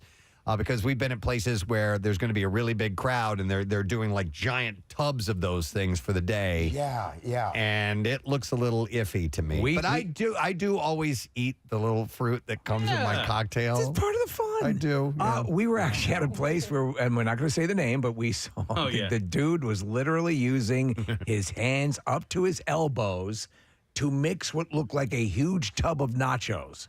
And and we're like, note to self, don't have the nachos. I haven't eaten there since. Ever. Yeah. So another one they said was don't get sprouts like in a salad. Okay. Because they're hard to store and clean properly. Don't get sprouts. No, but you know what? That doesn't surprise me because I remember it was ages ago, and I think do you guys remember the old the Mexican place Chi-Chi's? Yes. Yeah. And they had like an outbreak of Chi-Chi's, there was some kind of an outbreak, and it was because of like the scallions, the onions. Were prepped, and that kind of makes me think of Sprouts in that situation too, that they can't keep them clean. It's like sometimes you go to a place and they'll have a complimentary bowl of shrimp by the cash register. You know, don't eat those. All right, guys. See you later. That's right, guys. That's it. That's a quickie. Hey, All with the right. delay though, we kind of made it work, right? Yeah, I think so. All right. And by the way, that was an incredible rendition of the Rocky theme. Thank you. I was never had one lesson. Thank you very much. All right, let's do the bizarre file because I do have good stuff. WMMR presents Preston and Steve's Bizarre File. Brought to you by PGW. Improve the comfort of your home and lower energy bills with a PGW Energy Sense rebate up to $1,400 in savings with new home heating equipment. And you can learn more at pgwenergysense.com. All right, where to begin? I have loads of wild stories. We'll start in Italy. A man in Italy was reportedly crushed to death after a shelving collapsed caused thousands of wheels of cheese to fall on him. Oh, wow. And it was the owner of the company, Giacomo Chiapparini, said to be in his 70s, had been working at a cheese factory in Bergamo. How do you feel? I'm a Gouda. On Sunday evening when the collapse occurred. An estimated 20 firefighters arrived at the factory before they were joined by others from neighboring areas. And firefighters managed to find Chiapparini's body Monday morning following a search that lasted all through the night. Like, they couldn't even find him. There was that much cheese. So I saw a picture of what they were burying him out from under. I mean, this is huge chunks of, I mean, they're gigantic. Put your arms out like you're doing the size of a tire. Like, it's big. Yeah. And they weigh a lot. Yes, they do. He had entered the factory in order to control a piece of machinery. Amid concerns that some of the shelves containing thousands of wheels of Grana Padano cheese had collapsed, employees outside the building raised the alarm and called firefighters. When his body was found in the morning, he was located 40 feet away from the machine. In Italy, by the way, this is interesting. They recorded 776 workplace fatalities in 2020. That year, there were 323,683 recorded workplace accidents across Italy, which were lower than in Spain, France, and Germany. And just to give you some comparison, the United States, which has a population nearly 6 times that of Italy, there were 5,190 fatal workplace injuries across sectors in all of 2021. I have to give Nick's joke a spotlight. He says, debris was everywhere. Oh, dude. Dude. That's a good one. Okay. Somebody texted saying, there you go. This man is now with Jesus. Oh, So, that one I love. What's the guy's name again? Chiapparini? Oh, man. Yeah. Chiapparini. I would make a cheese in his honor. Chiapparini. Yeah. So. All right, now listen to this. Here's another pretty horrific story. A woman was critically injured when a shark bit her on the leg while she was swimming at a beach in the Queensboro of New York City. The 50-year-old woman was swimming off Rockaway Beach just before 6 p.m. Monday when a shark bit her on the left leg. Lifeguards pulled the woman from the water and administered first aid. She was taken to Jamaica Hospital in critical but stable condition with severe lacerations to her thigh. I read a report that said the bite took off 20 pounds of flesh. That didn't seem possible. I don't know. Lifeguards cleared all swimmers from the water, and the police used a helicopter to search the area for sharks, but they didn't find any. Rockaway Beach was closed to swimming and surfing on Tuesday as a precaution. Experts say shark bites are extremely rare, with only 57 unprovoked bites last year. They were able to use a fudgy wudgy bar to slow the bleeding, Preston. The shark bite occurred amid a rise in shark sightings at New York City and Long Island beaches due to factors including improved water quality and thriving populations of the bunker fish that sharks feed on. Monday's shark bite at Rockaway Beach was the first reported in recent memory. There have been at least 5 instances of sharks biting swimmers and surfers at Long Island beaches this summer. That's where Kathy is, right? Yes. She's out. Actually, she's out in the end of the island, which has a fairly robust great white population. There have been no fatalities. All right, here's the weirdest story of the day. This is pretty wild. A Texas woman was attacked by a hawk and a snake at the same time after the bird, which eats snakes, accidentally dropped the wriggling serpent on her. Oh, geez. Peggy Jones, who was 64 years old, was mowing her lawn when a passing hawk dropped a snake on her before swooping down to angrily try and reclaim its meal. That's for you. The snake wrapped itself around her arm and then began striking her face as the bird sunk its talons deep into her flesh. So she's getting bit on the face by a snake, and she's getting ripped to shreds on her arm from a hawk from its talons. She has no idea what's happening. Yeah. She just went out. Yeah, that's it. You got to see her arm. Her arm. Oh my God! It looks like a blood worst. It's unbelievably torn up. Ordeal left her with cuts and bruising to her arm and face. Oh my God! It began after a snake suddenly fell out of the sky and landed on her, and before she could remove it, the hawk attack began. Like the bird! She said, I was trying to sling my arm and sling the snake off, and the snake wrapped around my arm. The snake was striking in my face. It struck my glasses a couple of times, and I was slinging and slinging, and he was striking and striking, and he kept hanging on. She realized it must have been dropped by a passing bird since she was not under any trees. And then an elk came out of the woods and violated her from behind. When it happened, and her assumption was quickly confirmed when the hawk swooped down and joined the melee. The hawk, she said, appeared just as fast as the snake appeared. It grabbed the snake that was wrapped around my arm and pulled it like it was going to carry it away. And when he did, it flung my arm up. The hawk was carrying my arm and the snake with it. Oh, my God. The hawk struggled to remove the snake from Mrs. Jones' body, stabbing her with its talons repeatedly as it attempted to snatch back its food. Eventually, the snake was pulled from her arm, leaving her startled husband to drive her to the hospital. She said there were puncture wounds, cuts, abrasions, scratches, and severe bruising. She added the snake's attack to her face damaged her glasses as well. Oh, my glasses. What kind the of hell snake? did you do, woman? I did not find out what kind of snake it was, Casey. Thank God it wasn't like, well, I don't know if it was a rattlesnake or not. I don't know. Mrs. Jones described the attack as severely traumatic, adding that she thought she was going to die and had trouble sleeping since it had happened. Imagine that. Yeah. You're just outside mowing your lawn. A snake falls on your arm, wraps around it. Yeah. And then an attacking bird starts shredding your arm. Yep. And this all happens within seconds. You have no idea what's happening, Steve. It reminds me when I had a little sleepover camp out in my backyard, and at one point, my friend Brian, we were all sitting in the tent, and his head was like, up against the tent, and he gets attacked. We have no clue what's happening. We just see the tent moving. And you're what had happened was my cat saw from the outside. She saw a head moving up against the tent. That's great. And decided to attack him and just went. And we had no clue. It took us a little while. What the F just happened? Did your cat still have claws? Yeah, what's that? Did your cat still have claws? Yeah, he was an outside cat.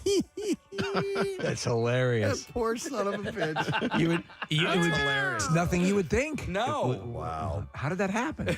All right, one last animal story. Iraq's prime minister has ordered an investigation into how a bear escaped from its crate in the cargo hold of an Iraqi aircraft as it was due to depart from Dubai Airport, leaving passengers disgruntled over the delay and causing a stir on social media. Yeah, can I get a rum and coke? Iraqi Airways said that it wasn't to blame for the bear's escape and that the aircraft's crew had worked with authorities in the United Arab Emirates, which dispatched a specialist to sedate the animal and remove it from the plane. So he got his rum and coke. They sedated it, Steve. A video. Are we flying? A video clip circulating on social media showed the plane's captain apologizing to passengers for Friday's takeoff delay because the bears escaped. Where are you from? From the crate in the cargo hold. You ever give a bear a handy? The bear was being flown from Baghdad to Dubai, but I don't know if they were going to Abu Dhabi or not. Well, but a person on the video clip People of Dubai don't like bears, but the Abu Dhabi do. Yeah, suggesting otherwise, saying the aircraft was an hour late for its trip to Baghdad and that passengers were being asked to disembark until the issue was resolved. Well, this is clearly a smaller bear. It was. We were looking at footage of it. It wasn't, a Kodiak bear.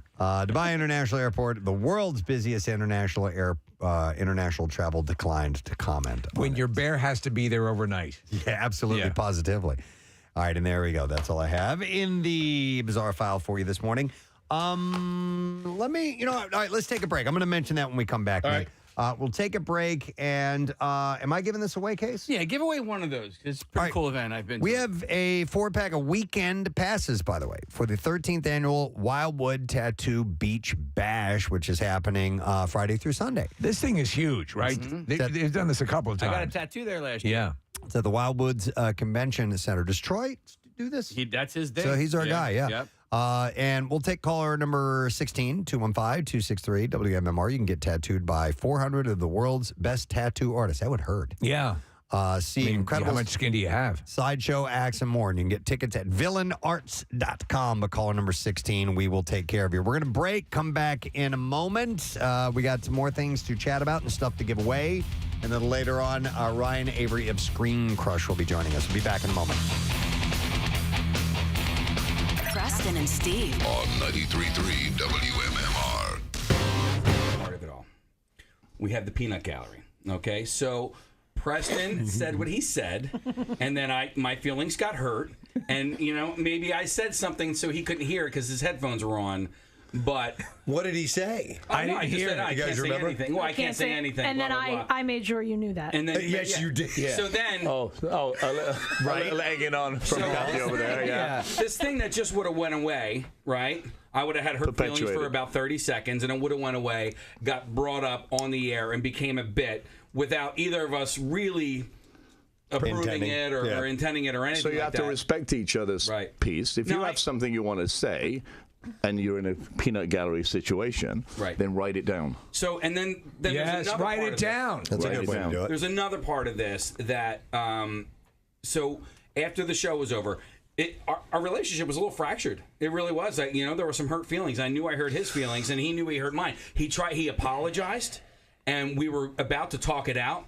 And then Matt Rovine, with his giant bushy eyebrows, came in and ruined everything. And then you never said anything because I didn't want to drum it back up again. I was kind of hurt by that. I know. So did Rovine say something about the yogurt? No, he had a feral animal caught in one of his eyebrows, and he was looking for help. So now that it has been brought back up again, because I didn't want to beat a dead horse, right? Yep. So now that it has been brought back up again, Preston. What? I called you a couple of names that day. I apologize. I said you were being a dick. Uh-huh. And I said you were being a douche. And I thought that was harsh. And those were my hurt feelings speaking. Okay. And that was not me. And I apologize. That's pretty bold of him. That's pretty. That's good. Okay, We're making breakthroughs. Right. Stand up and give each other a hug. All right. Let's feed each other some yogurt. Love you, man. There you are. That was simple, right? Communication. Yeah. If you communicate well together, don't listen to the peanut gallery because they're always going to throw in. Sometimes he is a dick. Ouch. So I think Kathy's on the bench next. Yes, yeah. Well, Robert, we got to have a complete reach right here. Robert has it's a good thing, and because you're reticent to think of a friendship in terms of like the same dynamics that would be in a marriage, but there's very similar things going on, correct? Exactly the same, and it's the same when you have kids. These are the kids, right? In the room, because they'll throw things and they'll test the parents. So. Kathy will go on your side and say, well, he's a douche or whatever. And they will just wind it up because, A, they're fun. They've been with you guys for a long time. Yeah. But friendship is about communication, just like marriage. Yes. About trust, communication. And if you have something to say, you should actually say it to each other, not in front of other people. Right. And don't say anything when you're angry. Write it down, put it under somewhere, go away. Calm down, then pull it out. And if you still feel the same as what you wrote on that piece of paper, then confront it when you're calmer. What makes you an expert? Your years as a chef? Life. Did you feel a certain weirdness, Preston, after that? Well, yeah, I brought it on myself because I thought more about what he said, and then I started to, I clammed up. I also have been kind of coming down on myself a little bit about being aware of how I interact with other people and the things that I say, and I want to be more cautious about it. I don't think I'm an outright jerk to people, but sometimes I'll say something and forget that it's just my opinion and that, it's not necessarily the right opinion. Yeah. So I need to kind of watch it, except for bitches like Kathy. Oh, my God. I think I agree with you on that. Everyone has an opinion, and don't change the way you are. That's what makes you you are. I mean, if there's something that can bring us all together. Yes. Right. It's our hatred for Kathy. Right. I just can't believe this is happening. And This is like really, you guys are See, being Kathy, serious. what you didn't realize, it's all about you, not these guys. We've both tried Chobani. We've both tried the Oikos. and I just brought another one. Actually, they didn't. Marissa did. I just bought one just for you to try. Stonyfield. Yeah, I just thought you can try something different. Are you saying that this is perhaps a yogurt they can both love together? Yes, and I want them to interlock arms when you do this. There you go. Like this. It's beautiful. And so the healing begins. What do you think about No. Yeah, look, we agree. The enemy of my enemy. You know, I noticed a few things. Ah. I did. Down a dark alley, across a field. Look over there. He does. He's Preston Elliott, the noticer. Noticing so you don't have to. And yes, this is probably a lot like the junk drawer. Yeah. But just a different introduction. Cuddling a kitten. Cuddling a kitten? Yes. Makes you feel better, but it could be dangerous to your health. Doctors from Centers for Disease Control and Prevention in the U.S. conducted a large-scale survey of the cat-borne bacterial disease cat scratch fever. Oh. Yes. Which is legit. The doctors have warned that hands should always be washed after touching cats and to avoid kissing felines where possible. Sorry. Make out with them all the time. In fact, I brush my teeth with their tails. The disease is spread when you are scratched by an infected cat, hence cat scratch fever, or when you don't wash your hands and touch your mouth after stroking an infected cat. You have to be careful of anything like that, you know. And well, we're talking about people kissing their chickens. Kissing your goddamn chicken. And getting salmonella, it I'll could kiss happen. a kitten before I kiss a chicken, and yes, that's on my bumper sticker. I kiss chickens and I vote. I will not be overlooked. We need to have those made. Cat owners should also be careful about their animals' interaction with stray cats where possible. However, the disease is relatively rare, where the survey finding that annual incidence was... Survey says... come on, man. Give him a break. I'm just a kitten-loving man. One of those days. All right, so anyhow, they found that an annual incidence was 4.5 outpatient diagnosed... Chicken kisser!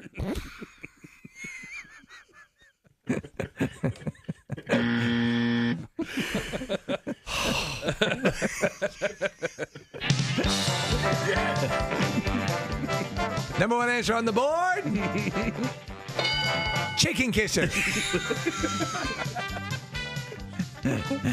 The noticer. With that. He's ended his noticing for today. But the noticing will go on the Preston and Steve Show.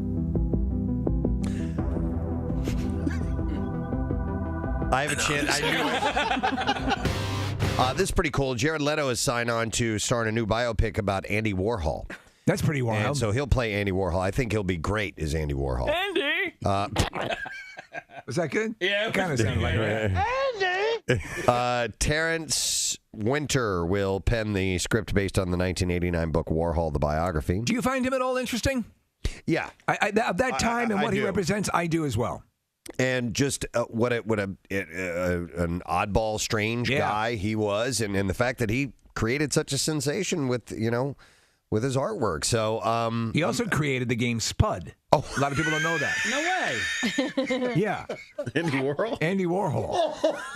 Out of boredom? Like, yeah, a lot of people don't know that. Okay. Wait, how do you play Spud again? I was thinking of Chink. Excuse me? Racist. Oh, there's a game. Yeah, called okay. Chink. I'm sorry, Casey. You're late for your Klan rally. You've never heard of the game? I have. Okay. Yeah. Wait, I what's have. Spud? Spud, we always used to use a flat ball, like a ball. That wasn't fully. Yeah, we did too. What right? the hell was the point of that? It was invented by Andy Warhol. His wrists were weak. When you had a ball that you couldn't play foursquare with or something like that, and you had to find something else to do with it, and so you played Spud. Man, I loved that game. Spud was a lot of fun. I forgot how you did it. You throw it up. You picked a Everyone category. runs, Yeah. right? Yeah, but you had to have a category. Right, and then you spell out as you move towards the person you're going to throw the ball at, right? Well, yeah, but there was like an it person, right? Yeah, right. Who had Somebody's the ball. always it. Wait a And second. you picked a category. Say the category was colors, and Okay. everybody behind you had their color. So I would say I was the person. I would throw it up. That's it. And they'd I'd have to yell, run and catch it. I'd yell red, and if Steve was red, everybody else would take off. Steve would have to go get the ball. And then it turns into kind of dodgeball after Yes. that, right? Yeah, because you have to get closer to the person Yeah. that you want to hit. Yeah. Yeah. That's Something along actually those- a fun game. I'll have to look up Because the, what happens on the throwing process is everyone runs in different directions, but if your name is called as you're running, you realize it's you or your color. Yeah, and you got to go back and get and it. then you got to run back. I feel like I've missed out on my childhood. It was awesome. I never played this game. And I never knew Andy Warhol invented it. Yeah. Well, he was a color guy, right? He was. He was very much about Totally, It doesn't yeah. have to be colors, though. It can be anything. Yeah, it could be all kinds of categories. Campbell's soup. So anyhow, I don't know why that made me laugh so hard. But He's just kind of the last person you'd figure would have been Spud. Oh my God! I've got to quit snorting, man. I am doing that way too often. You snorted on the golf course yesterday. I can't help it. It's after a long wheezy laugh, and then I have to inhale, and somehow or another my nose gets involved. I can't help it. Casey brought these into the studio. I have 3 ink pens. They're Bic, just your standard, office ink pen, cheapies. One might find in any drawer. Yeah, and these have been mutilated. What happened? Clearly, someone has been chewing on these pens. Well, wait a second. They're kept in this studio, correct? No. He got these from the what's the number studio next door? 4F. 4F. Yeah. In Studio 4F, which is the main MMR studio. And these pens are absolutely mutilated by how badly they've been chewed on. So who do you figure is the greatest perpetrator, or the most I know likely exactly who it is. perpetrator? You know who it is? Yes, that pen looks extremely familiar to me. Oh. Who is it? It's Matt Cord. That's what I thought. Matt Cord? He used to do that with, him and I used to get, I would basically make fun of him because he would do that to all the pens at the Sixers games. He would use a red and a blue pen, and he would chew the F out of them? He would chew the F out of the top of it. And Matt's got some major teeth. I always used to be like, ew, that's so gross. We have a point of contention up on the phones here, Preston. Uh-oh. There may be be a false accusation. Hang on a second. Yeah, Pancake's on the line. Pierre's producer. Hey, Pancake. Hey, guys. How you doing? Good. So you have a theory on the chewed pens? Yeah, so I think that it's Jackie. See, Jackie blames Matt Cord. Well, because Matt Cord uses different pens. Matt Cord has That's true. special He has Matt special Cord has pens. special He DJ does. pens. He does. Now, Pancake's right. He has the blue and the red pen that he uses for everything. All right. Well, Pancake, I don't know. You still thinking it's Jackie? I think it's Jackie. I'm not sure, but we actually call it the pen famine, and we ordered a box of 50 pens because we were getting 2 and 3 at a time. Wow. You call it the pen what? The pen famine. The pen famine. Oh, pen famine. The great pen famine. The great pen famine, yeah. All right, Matt's on the line. Hey, Matt. I don't chew pens. You don't chew pens ever? No, I treat I use Papermate, Flare, blue and red. I treat them like gold. You put that cap in your mouth. Do not say you don't. Well, But I never chew it. I don't. The chewer's Jackie. Come on. All right. All right, so Matt's vehemently, no, definitely not. He says Okay. Jackie is the Thank chewer. you, Matt. Okay, all right. So it's not Pierre and it's not Matt Cord. Should we bring in an expert to note the teeth markings and do a DNA test? That's on exactly these? what I was thinking. Because you have a set number of people who are using that air studio. You can get DNA swabs. Yep. And then get samples from all of the jocks, and you could nail this down in no time. Do you want me to go to Jackie Bam Bam's secret hiding spot and see how many pens he has there? And see if there's any chewed up ones. Hang on. Oh. Can I come with you? I want to see where it is. WMMR. All right, thank you, Marissa. So, yeah, last second addition to our guest roster for the day. And we were talking about a medical thing earlier. So, who is going to call in? Oh. Obviously, the one and only. The greatest human in the world. Yes. The man, the myth, the legend. From Box 29 and Penn Medicine, Dr. Mike Sirigliano. Oh, I love it. God, I love you. I'm driving in the car, and I hear about, because Casey texted me last night and said, have you heard of this Prenuvo scan? And I didn't know, so he threw the academic gloves down.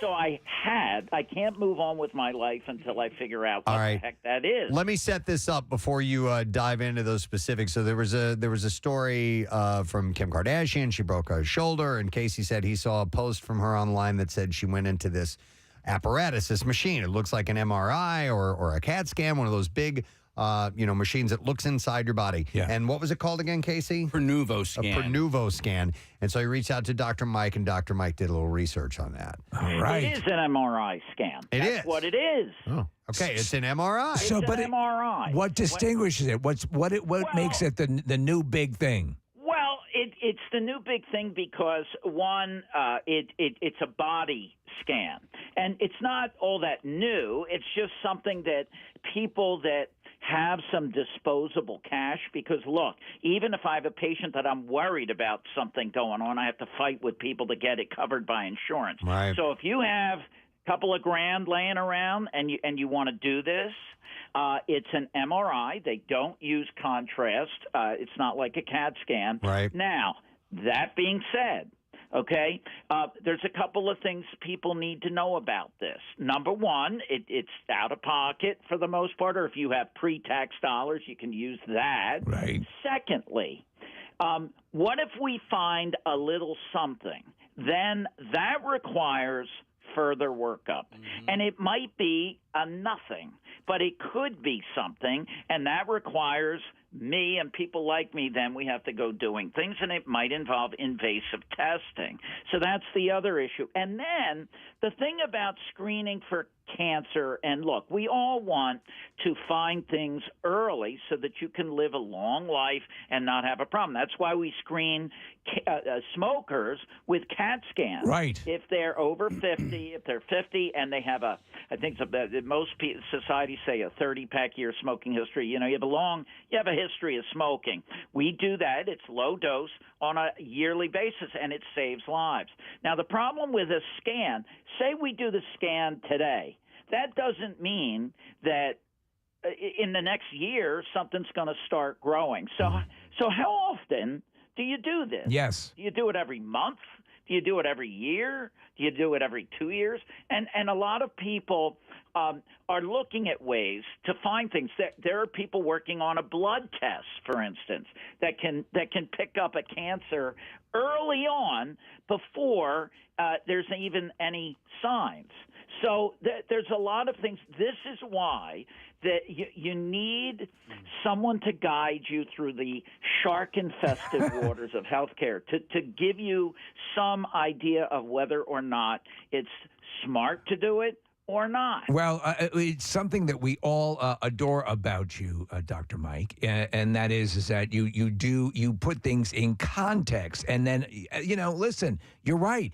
So what do you so you glean this information that is maybe it's too much information at a certain point, and I assume you'd be more online. It would make more sense to have an easily administrable blood test as opposed to going through one of these sessions at a high cost.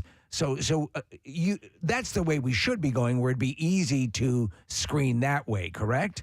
Well, look, you've talked about on the show about artificial intelligence, AI, right, how it will change our lives. I think when it comes to healthcare, AI is going to play a very, very, very important role. It's not going to be able to, say, look, you were just diagnosed with something bad. Here I am. I love you. I'm going to take care of you, because no computer, they might have a computer-generated voice, but it's not going to be the human touch. So humans aren't going anywhere anytime soon. Going away. But the thing is, it will add, in my opinion, in the next 5 or 10 years, in my opinion, a better way to diagnose things and at an earlier stage. And there are some people who believe, listen to this, for like totally awesome, stoked stuff. Some people think by the year 2030, we will have the ability to not only make early diagnoses but treat cancers to the point where it may not be a thing anymore. Well, that is the long. They're starting to make some inroads in possible vaccines for cancers I've been reading Well, lately. that is the bomb, man. Listen, there's some cool stuff with vaccines and what stuff. Yeah. personalized. Wolfman Jack's our doctor. Yeah, sounds like these scientists are getting jiggy with it, don't you think, Mike? Oh, God. She blinded me with science. God. This is unbelievable. I'm showing my age. With No. Not at all. Not one bit. 23 Love that Skidoo. song. Yeah. But anyway, yeah. So this Tippy Canoe and Tyler, too. No, you gotta take all of this. In my opinion, you meet with someone that cares about you, that loves you, that has your interest at heart, and you decide with any test what is the right thing to do. It's like the PSA. There Which saved are my many life. people who think that that's not appropriate. Steve, I rest my case. Yeah, it saved my life. I find this interesting that you're kind of pushing this aside, this overall full body test and check, yet you recommend things like the PSA and God knows every other test on the planet. I'm not calling you out or anything like that because anytime I come into your office, you're like, well, let's run some tests, you know? Right. But the tests that you run are based on data. You know, in God we trust, and everyone else show me the data. Yeah. And so the problem with a thing like a whole body scan in its present iteration is that it may find small things that then require invasive tests. And how frequently are you going to do it? Yes. Should it be every I don't week, know. every month, every year? Yeah, because again, we could scan you, Preston, today, and then tomorrow you start growing something. So then I know, but I mean, it's the same thing with a colonoscopy, though, too. You only get that X amount of years. Well, but most colon cancers grow slowly. That's why if you have a normal colonoscopy, the data shows that you do it in 10 years. If you have an adenomatous polyp, you do it in 5 years. And some people who have a condition like Lynch syndrome, or they have a high-risk kind of condition, you might do it yearly. It depends on the scenario. And why I mention AI is that with computer-assisted technology, we're going to be able then to assess through genetics and everything else who is at high risk. There's going to come a day, Preston, when you and I, the first day we're born, they'll take our blood, they'll run a genome and say, you know what, Sirigliano over there probably is going to have some mental health issues. Yeah. You know, I mean, something like that, and then they focus on that. The one that freaks me out is pancreatic cancer, because by the time you start showing symptoms, it's almost every story you hear, it's too late. And do you know if they're getting any closer to being able to detect that ahead of time? Well, they're working on it, and I have a bunch of people who, using an MRI without any contrast, we follow it on a yearly basis. I'm doing exactly what Prenuvo does. You know, that's what I do. But again, usually, as of right now, we find it serendipitously. We find it by happenstance. But again, look, we go by the data. If someone has a strong history of pancreatic cancer, say someone has a genetic predisposition, that changes things a bit. Right. But you have to look at the whole picture. But it's an evolving, changing picture. One more thing. There was a few months ago we saw these stories. I think it was Chris Hemsworth who found out that he has some sort of predilection, genetic marker or something that may indicate that he is a prime candidate for dementia. Right. His someone in his family line has it. So my mom is suffering from dementia right now, and I don't know how much stock you put in tests like that say that you may be susceptible to that. Well, my mother had Alzheimer's, and it's a horrible thing. And it's as I think Ronald Reagan's wife said, it's a slow goodbye. Yeah. It's a terrible thing. Now, we do have some new drugs that seem to slow the progression when you start early on.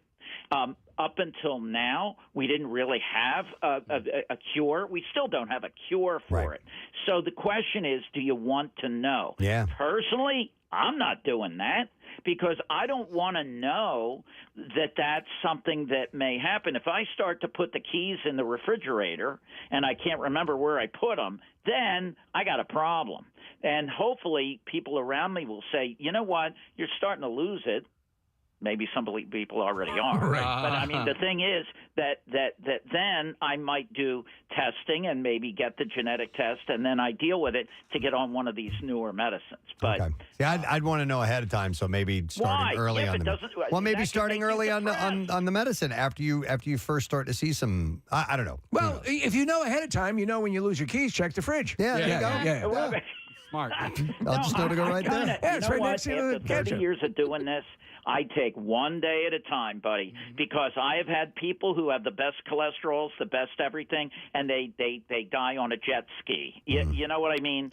So, look, we're all here. We got to take one day at a time. We're all in different canoes in the same river with a waterfall ahead. So, carpe diem, baby. Yeah, baby. That's it. I love it. All right. Thank you, Dr. Mike. I love you. We love you. All right. See you, buddy. Listen, that's it. We threw an impromptu segment at him, asking medical questions. He had it all. He had all the info. Absolutely. That's our Dr. Mike. Love him to death. All right. I wanted to do a couple things. I wanted to remind you about Cheddar Wiz. Cheddar Wiz.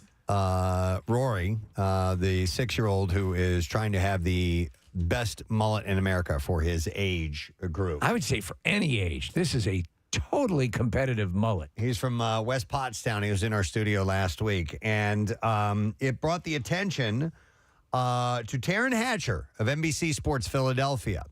And during the game, was this yesterday or the day before? It was yesterday. They had 2 games yesterday. It was the first game of the doubleheader. That in was the right. afternoon. The other one was rained out the day before. So Taryn is talking about Rory, and that mentions the whole contest and everything. You can vote. We have a link on WMMR.com or PrestonandSteve.com, but she mentions us a couple of times in this, so I wanted to play this audio. This is pretty fun. Check in with Taryn.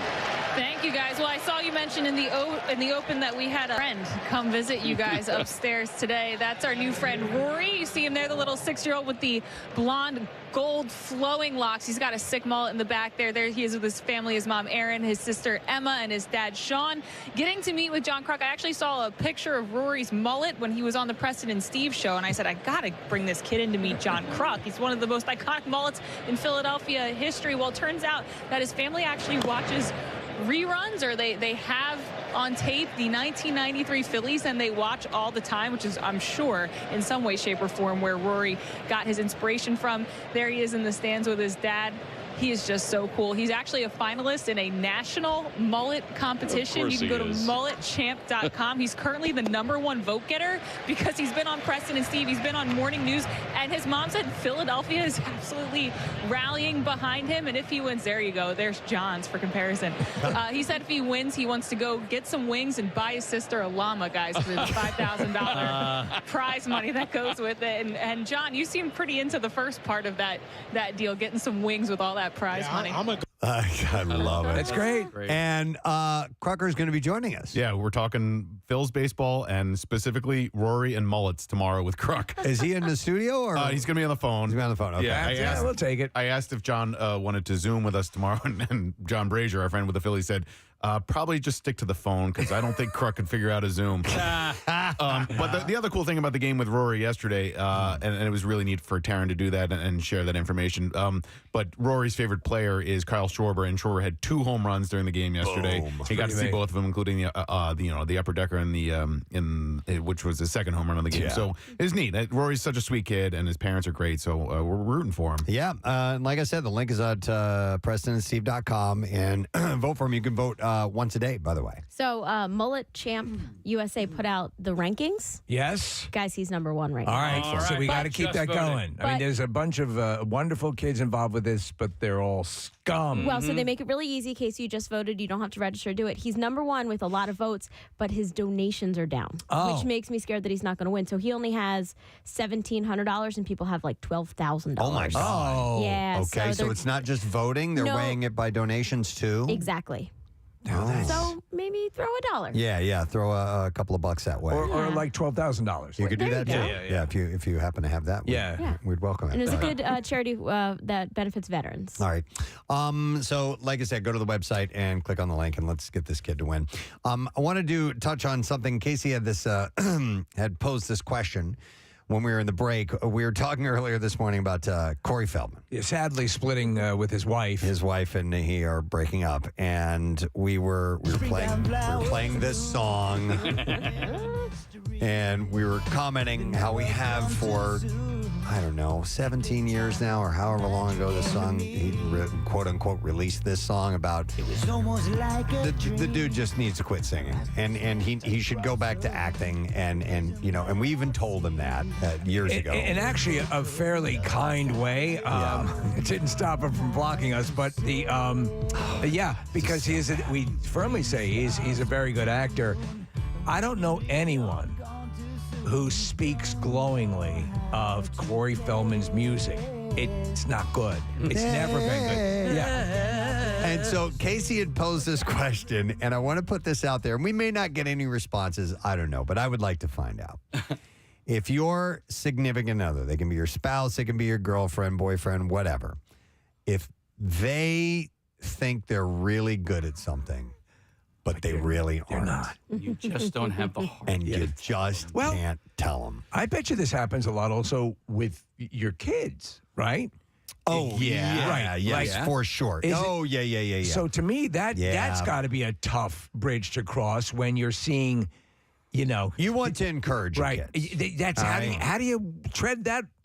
How do you walk that line? 215-263-WMMR. And I've seen it because my kids have gone through different interests. Yeah. And as they get into this interest, and we're like, all right, let's see what we got here. And then a ways into it, you're like, we ain't got it here. Uh-huh.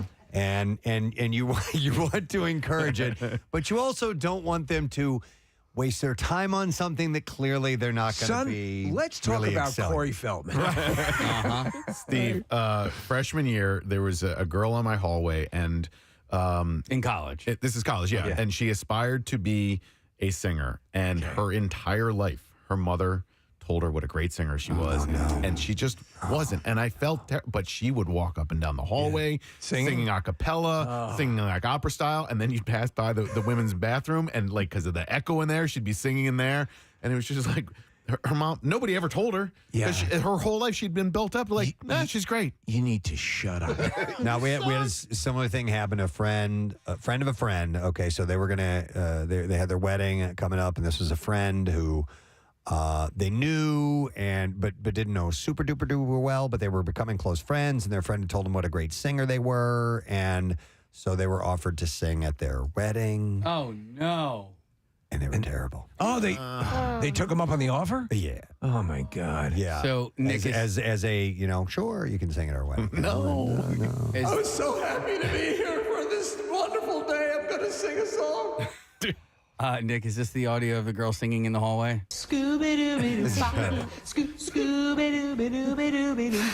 That guy's better. Jesus. It's probably singing that would be the most. Oh. Yeah, I have another. Some friends of ours, years, and they're wonderful people. They really indulged their kid, drama, and so many times we'd go over and have to watch these plays that the kid would put on. And like I one time I was done, and they put on the production. What'd you think? And, the second act was really lagged. I could tell you were children throughout the entire thing. Like, stop it. Yeah. I know you're supposed to have this adoration for, but I did the perfunctory, hey, it's great.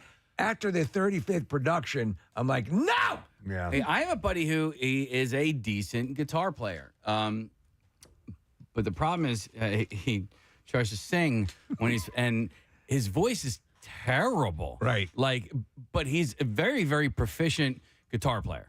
And it's tough to hear, and right? It sounds great, and he'll do the lead in, and it'll be great. And then the second he opens his mouth, you're like, oh, this is terrible. Right. Does he know how bad he is? Well, the thing, no one wants to be the person who says, because history is replete with stories of people who didn't seem to have it. Right. But then you find out they worked and they do have it. But there's also probably exponentially that many more people who actually didn't have it. Yeah. I kind of like this one. Oh, geez. This says, LOL. My wife thinks that she can build a fire. and it's never really very good, but I just let that effer fail, she says. Or he says. Even stuff like that. What about like or cooking or something like that? Exactly. Oh, yeah. Exactly. Yeah, cooking can be a one, too. I can't. My wife cooks a bunch of amazing things. She's terrific. I was raised on inferior cordon bleus, apparently, but that's my favorite style, like a deli kind of cordon bleu. Yeah. She makes cordon bleus the regular way, and I just wanted to say, I'm honest with this, so that when I say I love something else, I'm not just giving you lip service. Yeah. Right. If you love everything, you don't love anything. So, but it's hard sometimes, especially if someone's put a lot of effort into something. Yeah. Just to be honest about it. I'm not a good cook. There's some things that I can, I can make some burgers. I'm okay at that. I'm pretty decent making eggs. But I have been at the dinner table eating something that I have cooked, like a steak or something like that on the grill.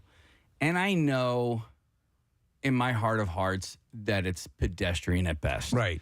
And my wife will be like, "Oh, this is delicious," and I'm like, "You're a liar." Well, I'm like, no, it's not, and you don't have to say that. Like, and if you really do think that this is delicious, then your standards are really, really, really. You're the piss best poor. lover I've ever had. Well, that's true. Wait a second. I thrive on constructive criticism. I ask for it. I want it. When I was first learning to cook, I was living on my own. I made Preston, who got a kick out of this, lemon chicken, but I only used lemon. I didn't use no salt and pepper, anything else. No olive oil, no anything. It was just 4 lemons squeezed on it, and I don't eat meat. So I think I made it for my brother and my boyfriend at the time, and I kept asking, "How is it?" Be honest. They're like, "It's great. It's great." I was like, "Be honest. I will make it like this for the rest of my life." Yes. If you don't tell me now, they're like, "Okay, it's a little sweet." Well, that you gave sour. You gave the perfect caveat, which is what understand that if you tell someone that you love something, be honest, because when you do say I love this, but don't be cruel about it. But you're right. That's the way you're going to get it then for eternity. I got a text from Craig Leons, and he brought up a great point. That first season of American Idol, that audition process was filled with people whose family told them that they were. There you go. Yeah, they were good singers. You're right. By the way, Casey, somebody texted in and asked if the guitarist who couldn't sing is Trey Anastasio. Yeah. Oh, that's not nice. Listen, he's not the best singer. I've said that oftentimes. Somebody texted in and says, "My mom has always sucked at cooking. That's it. Yeah. Period." Yes. The question is, does she believe she's exemplary as a cook? That's a good question. Right, Because my mother-in-law is a horrible cook, and I hope to God she doesn't think that she's good because it's terrible. I remember eating my friend's I hope mom's she's not listening meatballs this morning. and they were terrible. And I'm like, "Do you guys actually like this? Because it is easily not just the worst meatball I've ever had in my life, but maybe the worst cooked prepared food I've ever had in my wood life." chips. Yeah. Well, here's the deal. It's all subjective too, by the way. I mean, right? Even listening to someone's voice, that's subjective. But when you, in your heart of hearts, sort of know, like Corey Feldman, I think that's the baseline. That's terrible. Here's a text says, "I'm a music professor, and I can't tell you how many times we get students who audition because grandma and mom have been telling them that they are great musicians, and there's no way they could make it into music school." Steve, let me ask you this, because you are a student of comedy. You've judged comedy contestants in the past, and like at Helium and whatever. Occasionally, you'll get people that just don't have it. Right? Right? Loads of people that think they're funny. I've had it forever. Right. And so they're like the funny guy in the office or the funny guy in their friend group or whatever. Have you ever had the nerve to tell somebody, "You know what, buddy, just stick to accounting," or whatever? I've never flat out said that. That's hard. Rather than because comedy is so subjective. Sure. And I don't want to deny that somewhere there is a group of people who've been so tortured throughout their lives that they would find whatever this person was saying funny and it'd be okay. So I don't want to totally ignore that possibility. But you don't want them to waste their time either. I won't also, I said, I will say things like, it's going to be an uphill. Yeah, It's going to, I mean, listen, you've got a particular brand of comedy. But I mean, this unfunny brand. That That's a good way to more put it. people would like to watch babies incinerated. But no, because listen, there's one of the listeners who's going through the process, and I'm sort of coaching this person through comedy, but there is something there. Okay, and they're working on it, and, but I would never. You see how hard it is, though, right? You don't want to rob someone of their dreams. I've flat out told people that forget about a radio career. Yeah. And the reason being is because a lot of times I'll get people either to text or reach out to me and I just say you waited too long. Unless you can work for free for a while. How you get into the business is getting involved in an internship program, and it usually has to have an education program attached to that in order for you to be qualified for an internship program, and then you don't get paid, and you have to learn from that, and then you have to kind of wait around and see if something opens up. You're giving spot on advice. Like I'll get people in their 30s who reach out, and I'm like, dude, no. Yeah. You start a podcast if you want to. Well, I was about to say it's transitioning into podcasts now, and sometimes a friend will do a podcast or you get sent one, and you're listening and you're like, oh wow, people think radio's really easy. Yeah. Well, we've had but the people problem come is in. with a podcast, you don't. There's nobody going, by the way, we're going to pay you this much every week. So Well, it's there's the unreliable litmus as hell, test, too. Preston. That is the litmus test. I always tell people when they do an open mic night and everyone from work comes down to watch you, and you got people who are there. Man, this is and there you go. Come back on the next night when your friends aren't there and people are paying a minimum. Oh, yeah. It's a whole different animal. Our friend Ra is on the line, and he wants to share something. Yo, Ra, good morning, bud. Mental health Facido. What? What is? You don't remember? It's okay. What was that a reference to? So there was a time you were speaking about a mental health facility or a metal facility, and you called it a mental health Facido. Wow. You know what? There's so many great ones. So many that I've lost track. All right, what's up, Ra? So, I could have said ass Hollywood, but we'll leave it alone. Ass Hollywood is more that recent. one I remember. Yeah. So I had a friend who's a rapper, right? And I have a lot of rap friends and whatnot. Everybody's not good. You know what I'm saying? And I would probably include myself in not successful, but I'm very good. You are. But I had a friend who wasn't good, and he was his drive was crazy though. He had an awesome drive, and he did a show one time. I'm not going to name the place because he might be listening or whatever. But he did a show, and a lot of people showed up because he's such a great guy.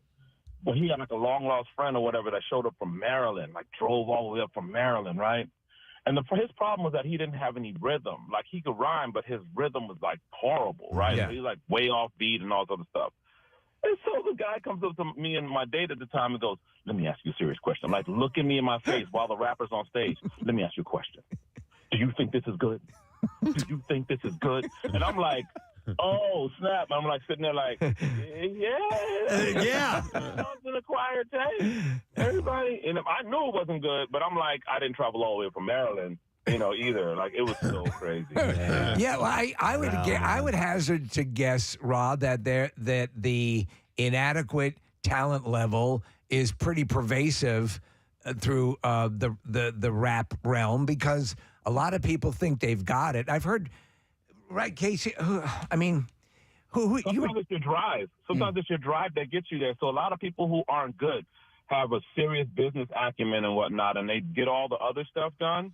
So it puts you in front of, those who are looking for acts and whatnot, but your act is horrible. Right. By sheer force of will. No, I hear you. Yeah.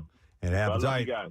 Thanks, Rob. Appreciate it. Yeah, it reminded me of, there was a charity event I was at. I did it at a couple of times, and there was a younger kid who was who's billed as a singer, and you could tell the whole family was behind, was pushing this kid, and he's got the moves, he's got the stage presence, he had all that, and the family, and the mom and grandma and dad and everybody. The only thing he didn't have was the voice. Oh, man. But I mean, selling it all the way, and they're all oohing and ahhing all over the place, and I'm just going, oh. Well, poor thing, man. I know you want it. I know you want it real bad. It's like Corey Feldman. I know you want it really bad. Did you say something to the crowd? No. God, this no. is a talentless child who is blessed with a loving family. When M. Night Shyamalan's daughter was going to sing the national anthem at the Sixers game, I was like, oh no. Right. Oh no. Because this is M. Night Shyamalan. Right. Season ticket holder, courtside. I'm like, they're just doing him a solid. And I was like cringing. And then she sang. Thank God she was good. Yeah. She's great. She was really good. It's But like I was nervous for her, man. I really was. Look at Wolfgang Van Halen. Yes. Wouldn't your natural inclination? We said it many times. Yeah. Oh boy. Oh, the kid thinks he's a guitarist too. Yeah, Press. I want you to go to line 1 because I do have a story that's very similar to All right. this. I will go to Taylor. Hi, Taylor. Good morning. Good morning, it. Good morning to see you, Taylor. What's up? Hey, so I actually, I wanted to talk about, I had an ex who would draw all the time. Like, it's a hobby. And, okay, I get it's suggestive. I'm an artist. I've been doing it my entire life. But, like, I would kind of give, like, little hints of, like, oh, you can change the lighting here, make it look a little more realistic, make it look a little bit better. And then he would just insist that I was wrong. Oh boy. Yeah. Again, I know it's suggestive, but, like, I have been taking art lessons. Like, I do it for, like, I take commissions and stuff sometimes. Like, I do things for people, and I just kind of, I don't know. It was You are obviously further ahead with more of a command of what this involves than this person does, and yet there. Listen, even if you were going to dismiss the advice, accept it graciously. Is this why you guys split up? Oh, no. He's very emotionally unavailable. Okay. So was he any good, or was it just that he didn't listen to your suggestions? I mean, there was definitely, like, he wasn't terrible. It's not like he was, like, drawing stick figures and, like, hey, this is where I live. Yeah. So, because I have a friend who, for a gift for his girlfriend, he drew a picture of them together. Oh no! And you could tell. Was it like that picture of Jesus that one lady tried to fix? Kinda. You could tell that the people in the picture were supposed to be those two. I love Freddy Krueger, but it was horrible. And but we all laughed about it behind it when we all saw the picture. It was kind of like when you and I, Press, ran down the hall when we were listening to the Corey Feldman song. We're like, oh my God. Like, I don't want to laugh at your face, but this is terrible. Yeah. It's cute. I love the sentiment, but Thank you, Taylor. Wave it off. Yeah, it's a tough position to be in. I'm going to go to Jay. Hi, Jay. Good morning. Hey, bitches. Hey, what? It's about my daughter. Okay. Oh, no. All right, let her rip. All right, so her mom, she lives with her mom part-time and me the other. So her mom's always like, you're so good at cheerleading. You're so good at soccer. You got it. You're amazing. And I'm over here like, her hand-eye coordination is very bad. So, like, I'll go to these soccer games, and, like, the kids are doing really good, and then there's my daughter doing circles, looking up at the sky, trying to catch the ball with her hands, and then all the other parents are like, whose parent who's this kid belong to? And I'm over here just, like, looking at the trees, looking at myself. It's so hard to tell her, like, honey, like, you're good at acting. Why don't you stick to that? Because you are just not good at I don't know how you do it, Jay, but I understand. The skill set of being encouraged, or at least the experience of being encouraged and moved along and getting that support that you need is important, but it's also an important attribute to be able to be honest with yourself. Right. Yeah. And you have to develop that as well. Be realistic about the abilities. Does she have fun with it, though, Jay? Let's just say the funnest moment was when she took the ball and went the complete opposite way and kicked it into the other team's goal, and she's cheering and freaking out, and I'm over there like, oh my God. Oh no, she scored a goal for the other team. She was happy. She got by everybody. She did. It was amazing. Oh my God. She got past her own teammates. You're a little Pele. Oh my God. All right, Jay. Appreciate it. Yeah, if they're having fun, you let them do it, but there needs to be a sense of realism about you're probably not going to be a pro, I don't know. It's the classic thing that I assume parents or even you always want to encourage, but you don't want to be a Pollyanna about things. Yeah. But Corey Feldman should stop singing. Honestly. Period. And Dave's significant others should stop making ziti. Oh, yeah. Dave's significant other's baked ziti tastes like dog crap. Oh, no. We don't have time to go to him right now because I apologize, Dave. Casey's told me we've got to wrap up and take a break. But, it's a tough position to be in. All right. Well, this isn't tough. Text word secret to 39333. You'll be in the running for a $100 gift card from Steven Singer Jewelers. And by the way, are we doing another read here shortly or should I mention this? You mentioned it. I'll mention this now. Be one of the first 100 people to visit Steven Singer Jewelers on the other corner of 8th and Walnut in Philly this Saturday starting at noon. You get a free half-carat lab-grown diamond, no purchase necessary. He's just giving them away. Yeah. So Saturday, amazing. Noon, be one of the first 100 people to Steven Singer Jewelers showroom, and you'll get that. We're going to take a break, and we'll be right back. And when we return, we're going to have Ryan Arey of Screen Crush joining us. Preston and Steve on 93.3 WMMR.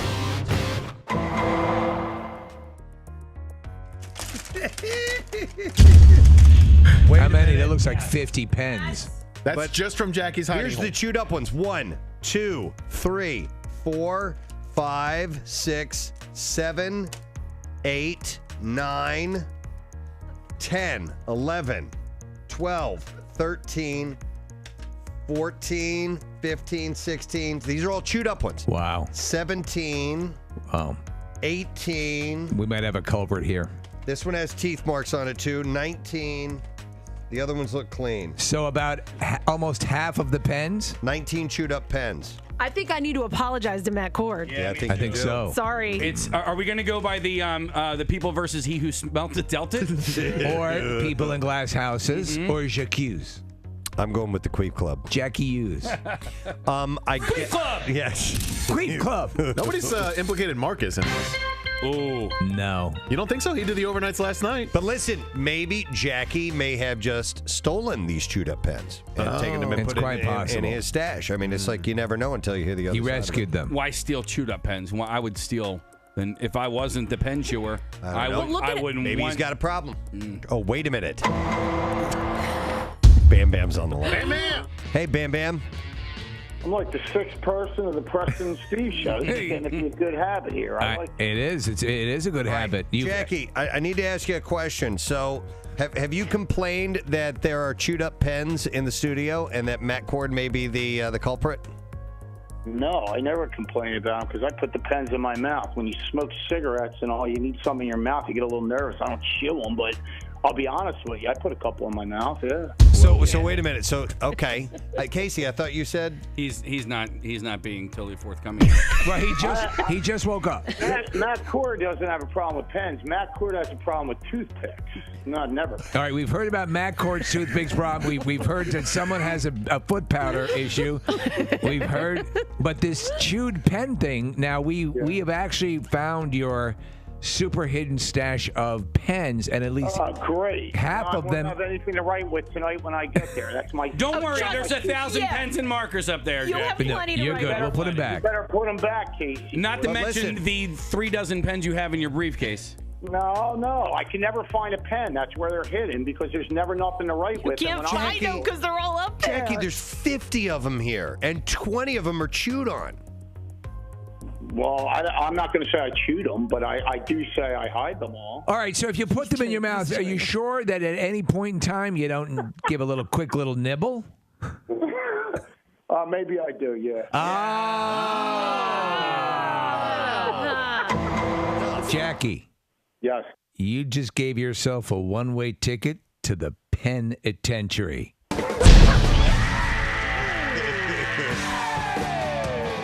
By the way, somebody texted in and said, Cord was just a red herring. It was Bam Bam in 4F with the big pen. Yes. What about all the panties with skid marks in Kathy's garbage can? Those are mine. Oh, they're yours? Yeah. All right. We have All right, anyhow. Well, she immediately fessed up. But I think we solved something. We did. I know. I'm pretty happy that good. we got to the bottom of that. Yeah. Very rare that we actually do. So Teamwork. That was Well, cool. we have to talk to HR now. See what they're going to do. Bert Kreischer is still here. The Machine, the Conqueror himself, who will be at Helium Comedy Club today, tonight, and then through the weekend. Until the autopsy. Until the autopsy takes place. He's got his bottle of Fireball. There's no surprise ending for this one night. Been enjoying this morning. Just blackout. Our other guest we love having here anytime he can. There's a very cool party coming up. Some of us have been to it before, and it's for a great cause. For a great cause. Santa Claus. You can do it. Oh, One of those things. God. It's M. Night Shyamalan. He's here this morning. Thank you, guys. Good to see you, man. Good to see you, too. All right. So, Bert, I know, was just a huge fan, and he wanted to stick around. It's so cool meeting you. Thank you, man. You've given me so much enjoyment. Do you ever think that? Like, how you've, okay, we were sharing this, and I didn't want to talk about this on Tell air this because story. it may come out. Tell the story that you were telling us. It's absolutely fine. I saw Sixth Sense at a black movie theater. Oh, wow. Yeah. And it was the coolest experience because it really brought me together with black dudes. Like, as soon as he goes back and he sees the blood, I realized it with every black dude. And I hear the guy behind me oh, dude's dead. Dude's dead. And then I stand up dude's dead. Dude's dead. And we start hitting each other. We're all standing up in the movie theater. It was so, and then we sat in the lobby for an hour later breaking down the movie being yeah, thermostat drops. Yeah. Oh, that makes sense. Oh, the mom, she was talking to herself. She was talking to herself. She was talking to herself. Well, if I can bring people together, that's really best moment. That was the kid from New Kids on the Block. Shut up! Shut up! That's the surprise. Last night, and I was just skimming through the channels. Yeah. So you had Unbreakable. Oh! You had The Village. The Village! Hey, just a minute, Bert. Calm down, Bert. You had Unbreakable, The Village, Lady in the Water, and The Visit were all on TV? last night. Wow. Every single one of them. And is it because it's this time of year that maybe the cable companies say, all right. How much money do you have? I think as a new movie is coming out, as it's coming out, they try to play my movies again. Okay. So they feel there's more attention and people want to catch up on old movies they haven't seen and those kind of things. So as this new movie's coming out, they start playing the old. I watched. By the way, I have to say, yes. Whenever I tend to not go on radio shows. I've said this to you guys around the country because the cowbells and all that stuff. Yeah. And I always go, would Kubrick do this? And now as I'm sitting next to you in your underwear, I'm questioning my very decision. status. Yeah.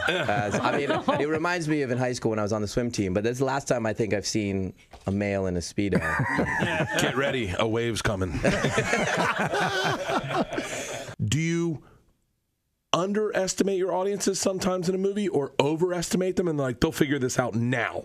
How did you know we were going to figure it out then? That's what I can't understand. How did you know I was going to get it when he went, and I was like, how did you know I was going to stand up, grab a black dude by his dreadlocks and go, dude's dead? How did you know I'm going to guess that part he did not know. But that it's called the dreadlock moment. Yes. A technical term for it. And someone better get a picture of me getting a shot with M. Night Shyamalan.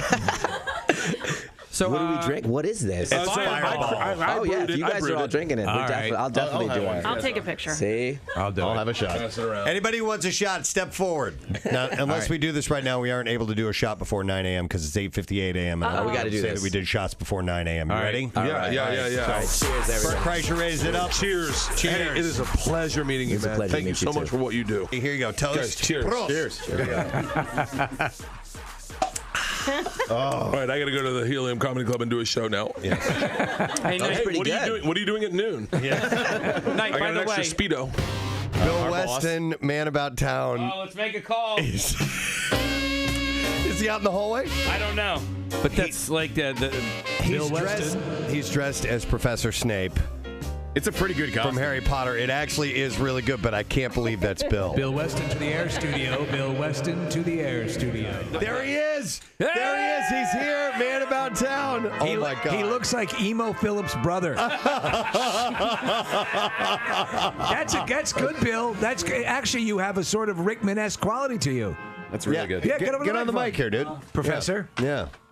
And do your best Snape impression. Somebody said, "What's his first name?" I said, "Snervius" or "Severus" or something. Snervius. What is it? You got it. Severus. It is. Mo. What is it? Severus. Snervius. Severus. Snervius. We should have let him go all day. Snervius. I'm Snervius Snape. I'm nice to meet you. Slowest brother. I gotta put. My teeth don't sit right. Snervius Snape. It's nice to meet you. Nice to meet you. Now are you snooing? Do you have a wand? Did you get it? No, I didn't do the wand. We need to have a when wand. I went to, we had a big Halloween party on Saturday Oh, night. here. I got a wand. Okay. I got a wand. I know what he's getting. I know what he's getting to. Yeah. It's probably what they threw out on the field of the Bills game. Yes, indeed. Right? Dildo. That's great. Hang on a second, Casey. We'll get your Snervius. Perfect for your Yeah, I'm not going to hold on to that thing. I'm not. I'm not, because somebody's going to take a picture of it, and I'm not touching that thing. Say Wingardium Leviosa. Leviar Leviosa. Oh my God, that is just That's wrong. great, Bill. Do you want a black one instead or No. Was it a theme? Did No, sorry, Marissa, you lost your opportunity. Drumstick. There you go. Thank you. There's your All wand. Were you and the missus doing a Harry Potter? Yeah, she thing? dressed up as Hermione? Maggie Smith. Oh, yeah. Whoever that is. Minerva. Yeah, McGonagall. Oh, yeah. All right, so do you have a delivery? Do you know how he speaks? No. Well, Yeah. I It's went Alan on- Rickman. I know. I Yeah. love Alan Rickman. I was talking to people about Welcome to Hogwarts. Galaxy Quest and Robin Hood and all these great roles or whatever. But no, I couldn't- very aristocratic. You know. Yes. Finish this line. Turn to page 300. and 5. Close. 94. Okay. All right. That was good. You are surely wondering why I have summoned you. Oh, wait, he doesn't have his headphones on. All right. Snevers. Snevers is This is Snurpy Snipplesmeyer. Here we go. This hour. It's come to my attention that earlier this evening, Harry Potter was sighted in Hogsmeade. Now, should anyone, student or staff, attempt to aid Mr. Potter, you have to space out your. I am Snervius Snappus Snippler, and I drink Snapple for the enjoyment, and I click the lid. And my least favorite soup is Snapper. Snapper. they will be punished in a manner consistent with the severity of their transgression. Furthermore, you have to space out your syllables. That's good. That's good. Speak. I will have a sarsaparilla.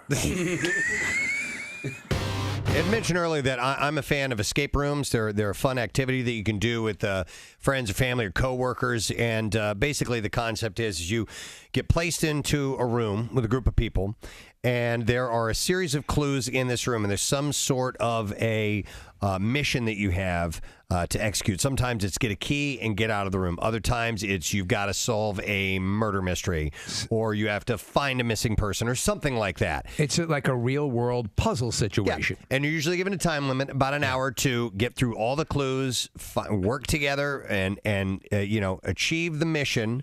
And then you're declared victorious. If not, then, well, you didn't make it. So we decided to incorporate that. I think we're going to go to our main man who helms he's got the keys to MMR.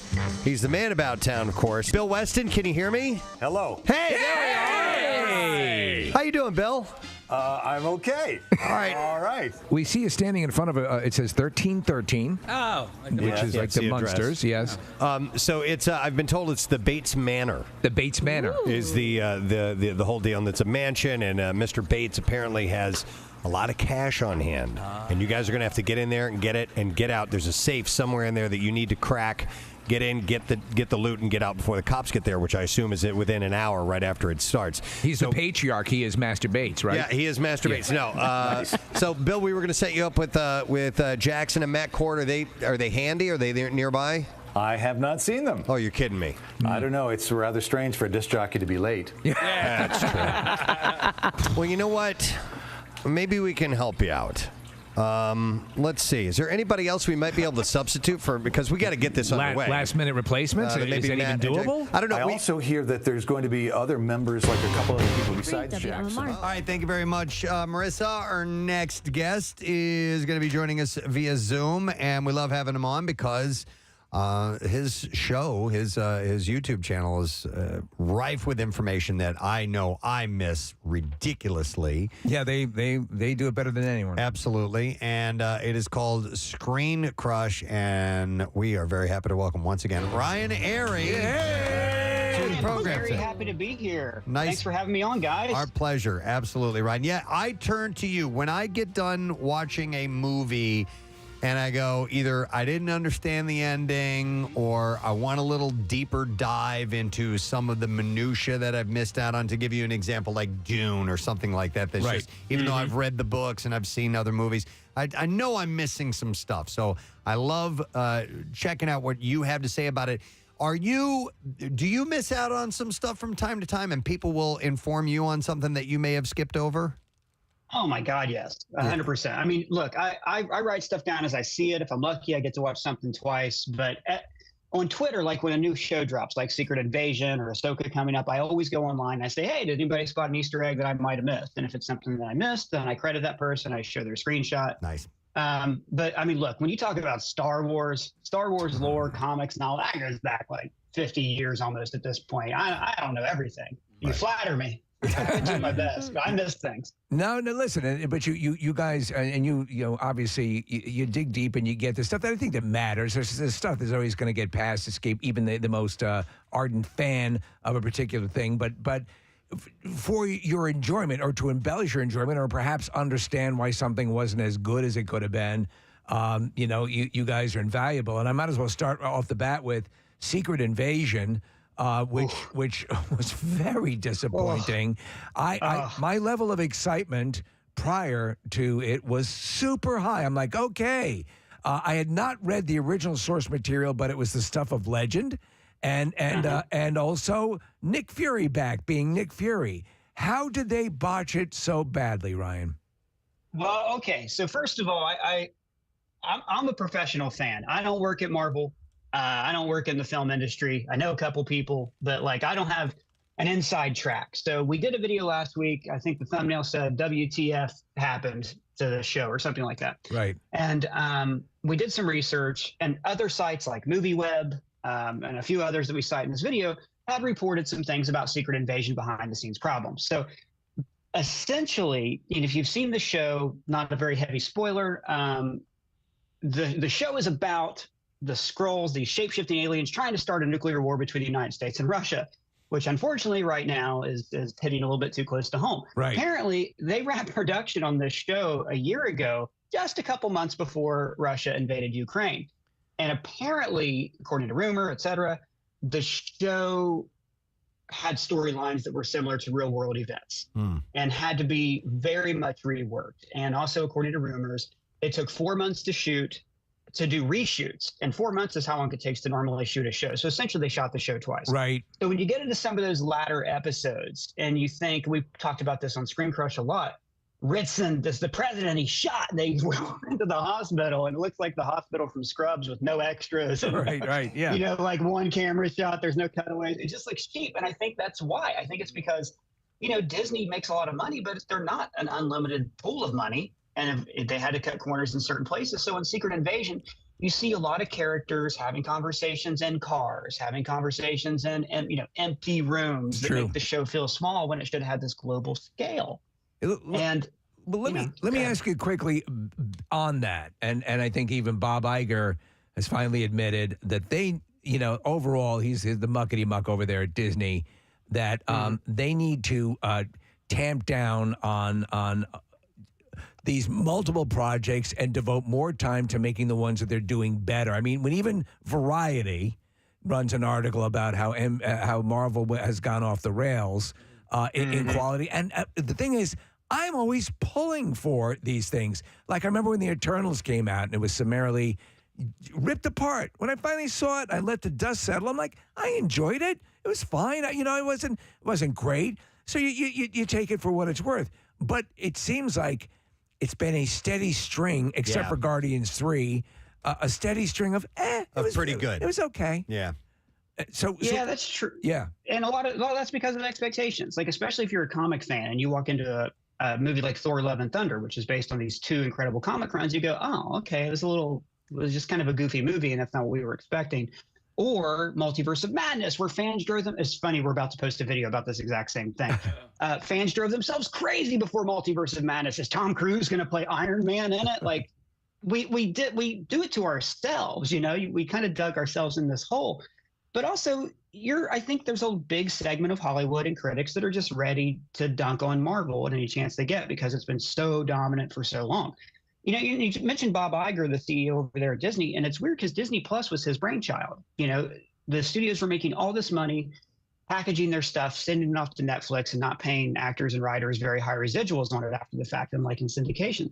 And then they were like, well, we should just be hosting our own stuff on our own streaming service, which is great. And I love Disney Plus Marvel shows. I love Disney Plus Marvel shows. Please, dear God, don't stop making them because that's my bread and butter. But what's happened is after Iger left, he was replaced by this guy named Bob Chapek. And again, I don't work at Disney. There's this upcoming book that I read called The Reign of Marvel Studios by Joanna Robinson, which is fantastic. When it comes out in the fall, you should get it. And it talks about how Chapek, especially during the pandemic, really pressured Marvel to make more stuff. And I understand why. The studios were shut, the parks were shut, they needed more things. So I think that Marvel just basically hit the wall in terms of like what they were able to supervise and produce of a certain quality. Case in point, and if you saw yesterday, 50 of Marvel's in-house VFX people voted to unionize. Yeah. Which is a huge deal. There's not a VFX union in Hollywood. These are, as far as I know, the people who actually work on set for VFX, who are doing like the virtual cameras and things that then get sent off to the post-production people. But it's an incredible first step that I think will force Marvel to finally take their time, take a breath, and plan the projects out beforehand like Guardians 3 was. Ryan, getting back to Secret Invasion real quick, like the actors in that show are terrific actors, and some of the setup was great. I really enjoyed the attack on the presidential motorcade, for example. I thought that they spent money there and made it look really cool, and then it just kind of fell apart. And I guess in theory, it sets up the next stage of the MCU with President Thunderbolt, played by Harrison Ford, and what's going to happen with the Marvels in space. But do you know why sometimes stories like that are told via a Disney Plus TV show rather than a Secret Invasion movie? In the same book I just quoted, The Reign of Marvel Studios, there is a quote in there, and I don't remember which person at Disney said it.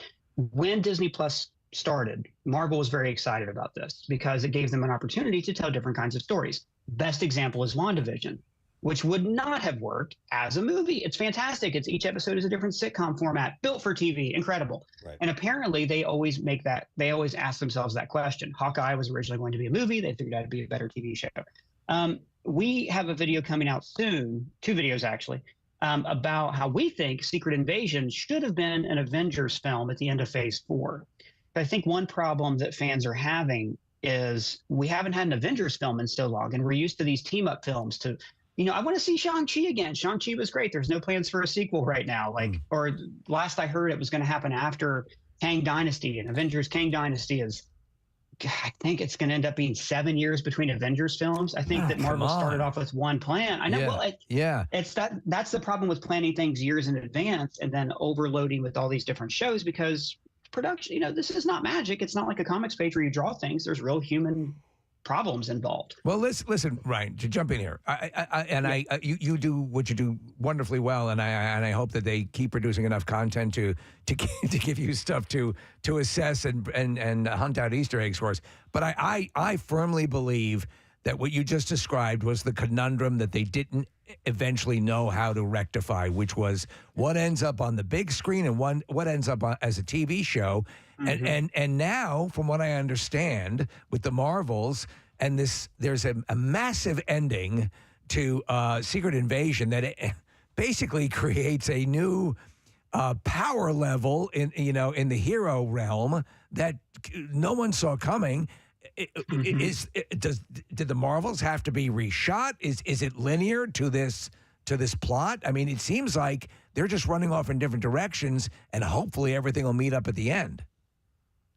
What it looks like to me is, I'm just guessing here. I haven't seen the Marvels yet. I think the only effect the Marvels really takes from Secret Invasion is Fury. Like we saw Fury, he's got to be normal Fury with the eye patch and all that stuff that he wasn't at the end of Secret Invasion. I don't think the situation on Earth from the end of Secret Invasion and that new character you talked about, I don't think that would actually affect the Marvels because it looks like it takes place in space. Right. Now, all of that is a big setup, or should be a big setup for Captain America: Brave New World. And that's the thing too. Like, Secret Invasion was so bad. In 5 years, we're going to be saying, "Hey, put on Secret Invasion. It's horrible. You'll love it." We always do that. And that's the thing. Like, is the MCU dead? Fans always panic and like, kids, gather around. Let me tell you about the many times Star Trek has been dead, or whatever else we love, like Star Wars. How many times has Star Wars had its epitaph written? So no, we're going to look back and go, oh, let's watch it again. It's terrible. Well, is there a point to be made? And I that it seems like watching, I've just been raving. We've all been raving about, the second season of The Bear. You talk about, just super sharp script writing and characters and all that stuff. And it seems like that there is a pervasive sort of shorthand, like script. People who learned how to write scripts, but ditched out of the third or fourth semester, and didn't know how to bring it home, and it's that's what I'm sensing. A lot of they've sort of lost the groove as far as plotting these things, and just general compelling scripts that don't have to always end with cities lifting off their foundation and this big cacophonous thing occurring, because many I know we contend here in the studio that your Winter Soldiers, your closer knit storylines were far more compelling. Well, that's where you get, again, into the behind the scenes of how Marvel Studios works.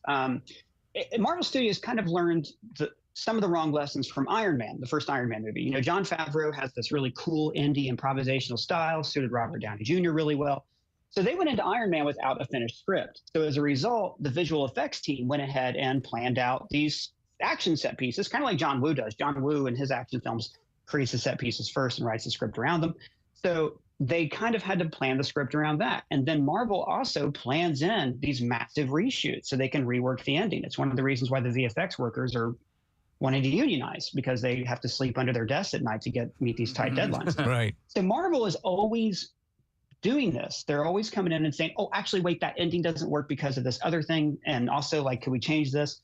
For instance, I've heard, again, I don't know anybody who worked on the show, but I've heard that the first episode of She-Hulk was originally going to be the second to last. That's why Titania breaks into the courtroom at the end of the episode. Oh. And there's a million other things like that. Like Ms. Marvel had massive changes and rewrites at the last minute.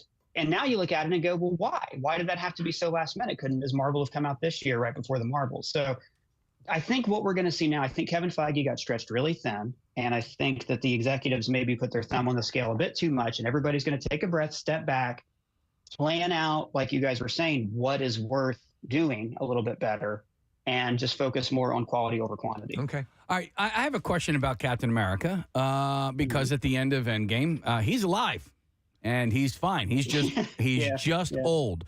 And then when you get to Spider-Man, they seem to indicate that he didn't survive. And so, like, and now they had the Falcon and the Winter Soldier, and you got this other Captain America. Where is Captain America? Now we're talking. Okay. When we're talking about all this boring behind the scenes executive stuff I don't know anything about. Let's get into the nerd stuff. This is it. This is my ball field, guys. Step back. Babe Ruth's going to call a shot. Yes. So they had that thing where I can't remember which Marvel movie it was, where somebody's like, is Captain America on the moon? There's all this guessing about where he is. I think what they've done here, and this is really smart, is you got like old Captain America, Joe Biden Captain America. He looks just like him at the end of Endgame. Yeah, he could be dead. As far as the public's concerned, he's dead and retired. That's the cover story, right? They don't. If everybody knew that Steve Rogers was living at this old retirement community somewhere, they would harass him endlessly. So I think they've just said, let's not tell everybody Steve's dead, but let's let them think that. What's really fun about this, though, is like, let's say, Anthony Mackie does 3 or 4 Captain America movies, whatever they're going to do, and he wants to retire. They can bring back Steve Rogers really easily, just recast him. And here's how you do it. In Avengers Endgame, there's that funny scene where Paul Rudd is going to travel through time. and they turn him into a baby. Yep. So they have an age reversing machine. So anytime they want, they can move time backward through old Steve Rogers. He comes out. He's played by a Hemsworth. I don't know who's going to play him at that point. That'll be like in the 2030s. Right. If we're still here. Who even knows? But yeah, that's what I think they'll end up doing. Same thing with T'Challa. You know, they introduced T'Challa Jr. in Wakanda Forever. And I think after Secret Wars, they can do whatever they want. They'd be like, he went through a time thing. He's been in another universe for 20 years. Here's T'Challa Jr. Well, you know, and so listen, again, the zeal that we're talking about is that when those movies were coming out initially in that run, and I get it. I get how things change, and the glow comes off things now and then. But that was like, you were getting like the rock concert you've been waiting for forever. Every year, something coming out, and it was chained together, which made it so cool. And you one of the interesting things you guys were discussing was The Last of Us and The Walking Dead, and why The Last of Us is currently works and why The Walking Dead does not. And at least the world. Preston and I, if you want to get into the minutia of this, I think we both feel that the series as a whole took a Herculean dump, and we were loving it when they let Negan live. When you had this guy, to me that was just a bridge too far. Do you is that the point at which everything started to go asunder for you, or is it just a gradual just loss of momentum in your mind? It's interesting because for The Walking Dead, every time somebody mentions The Walking Dead, my favorite question is always, "Oh, what was your last episode?" Yeah, because that show had a historic drop. I think it ended with like 1% of where it was at the top when it was like the most dominant show on TV. Part of it's oversaturation, part of it's repetition, part of it is they chose this format where every episode was about a different character, so it made it harder to reconnect, to know where everybody was. My personal jumping off point was I didn't really care after Negan killed Glenn. Now, that's not because, I hate that decision. It was like, okay, so that's what happened. I never got back on after that. Interesting. Other people were on board with Negan living, but or when Rick left or whatever. The main point of The Walking Dead is it felt aimless and like there wasn't a plan and like they weren't building towards something. Right. Whereas The Last of Us, The Last of Us is 8, 9 episodes. So it has this luxury of being compact. The MCU is in a little bit of danger of that same thing, of feeling like homework. When you talk about 9 episodes of She-Hulk, do I have to watch all 9 episodes of She-Hulk to understand Secret Wars? It gets to be a lot. Yes. I will say, though, just to circle back to Marvel real quick, I think Marvel is about to enter a really important phase of fandom, right? The first phase is, oh my God, this is great. I love it. I feel like a child again, Star Wars and all that stuff. The second phase, though, is very important because it's when fans start to love to hate things. So a big part of being a Star Wars fan is complaining about Star Wars. Same thing about Star Trek. Because we enjoy this media as children, and then as adults, we can't enjoy it as children, but we're able to criticize it. But that allows you to enjoy it on a higher level, on like a deeper level, where it connects with you it connects to your inner child, but also it invigorates your adult brain. And I think The Last of Us did that. And I think Marvel will also come around and do that. Okay. I'm encouraged by what you're saying. You talking about the Star Wars universe, have you seen in advance of The Acolyte, or which is the newest series? What I assume you get screeners now and then, correct? Now and then, but not any more than other people do. Acolyte, I know they haven't even said when that's coming out. Ahsoka I'm going to a fan event actually next Thursday. I'm going to see the first 2 episodes. So okay. I'm pretty excited about that. What's the advance on that? I'm hearing really good things. The fact that they're doing these fan events in different cities for the first 2 episodes a week ahead of time, like they're letting critics see this a week ahead of time, which is unusual for a lot of these Star Wars shows. Studios only do that when they're confident in the product. All right. So, the thing about Star Wars for me and the Disney Plus series, Ryan, is that I'm of the mindset that take your time to draw out the stories. And the perfect example of that, of course, is Andor. Like there was 12 episodes of that. It's my favorite of all of the Star Wars shows. To me, it's the best Star Wars since Rogue One, and they allowed enough episodes for that storyline to breathe. I don't know why they feel like they have to rush these things sometimes, or compact it into 5 or 6 episodes. Well, first of all, I got to disagree with you. Andor, I think, is the best Star Wars since Empire Strikes Back. Like anytime somebody says the name, a smile I love it so much. And I never thought I would like a show more than The Mandalorian or more than Clone Wars, but that show went from who needs this, who wants this story, to oh my God, I can't believe I lived so long without this story. Andor is amazing. Like, I love Andor, and I can't wait for season 2. And it's funny because if you go back and look at our views on the Easter eggs on season 1, wasn't that great? But then I think season 2, it's going to be like a Breaking Bad thing where nobody watched the first few seasons till it got on Netflix and the show took off. As far as like why they're doing things so fast, again, I don't work at the studio, but I'm going to guess it's budget. The reason Secret Invasion, every episode was under 40 minutes is because it takes a lot of money to shoot more scenes. The reason why so many scenes are empty is because you got to pay those actors residuals. And when you're doing things fast and on the cheap, it's like that diagram. Every post-production house in America has it hanging up. Cheap, fast, good. And in the middle, it says pick one. Well, here's something I'll throw at you, and I know we're going back to the fat cats in the offices and the studio executives here, but there has been with the strike, the writer's strike and the actors on strike, there has been this notion forwarded by more than a few of the industry insiders that the real problem here is that the studios do not want to give up the actual data on viewership for a lot of these series that they've been getting a lot of money for. And that if we were to see the actual numbers on how many eyes end up seeing shows that they are claiming are huge successes, that it would affect them, it would affect their bottom line, and the stockholders would not be too thrilled. Do you put any stock in that? Yeah, I think that's a major thing. Like, going way back to when, and you guys know this, when radio listenership was being measured, it was an outside company. It wasn't the stations and networks themselves who were giving this data out. The same thing with Nielsen for television. The studios are sitting on top of a gold mine by not having to report how many people are watching their shows. It also makes it easier for them to do kind of shady things like claiming shows or movies as a loss in order to not pay actors residuals.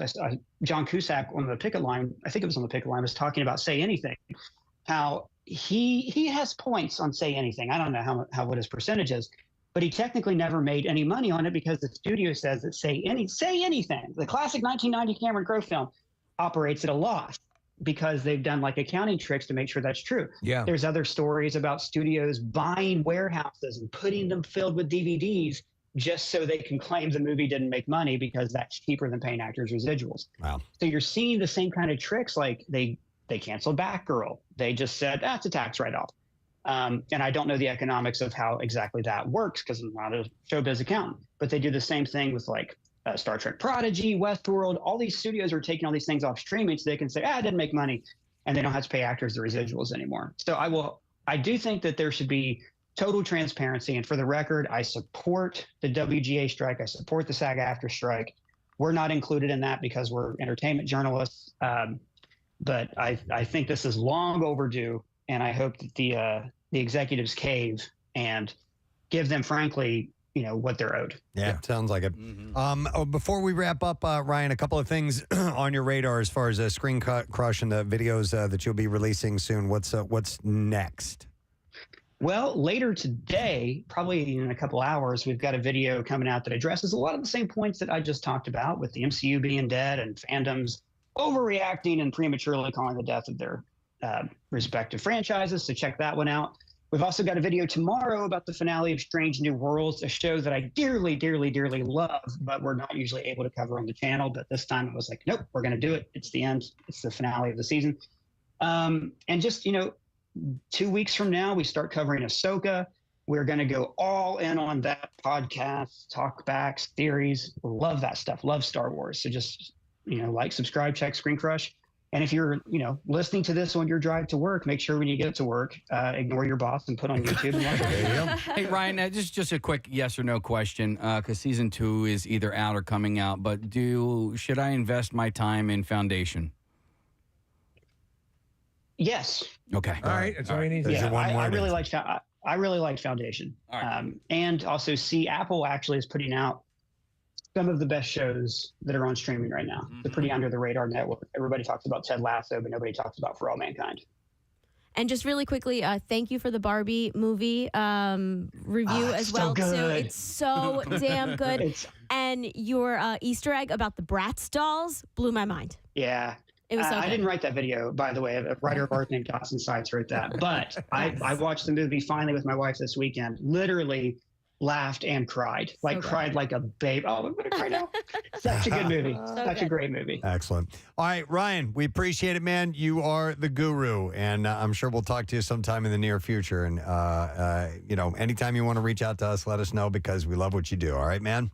You guys rock. Thanks so much for having me. Appreciate it. All right, let's hear it for Ryan Arey of Screen Crush. And yes, make sure you follow them, subscribe, watch on YouTube. So you'll find out all kinds of stuff you had no idea. Can I play this?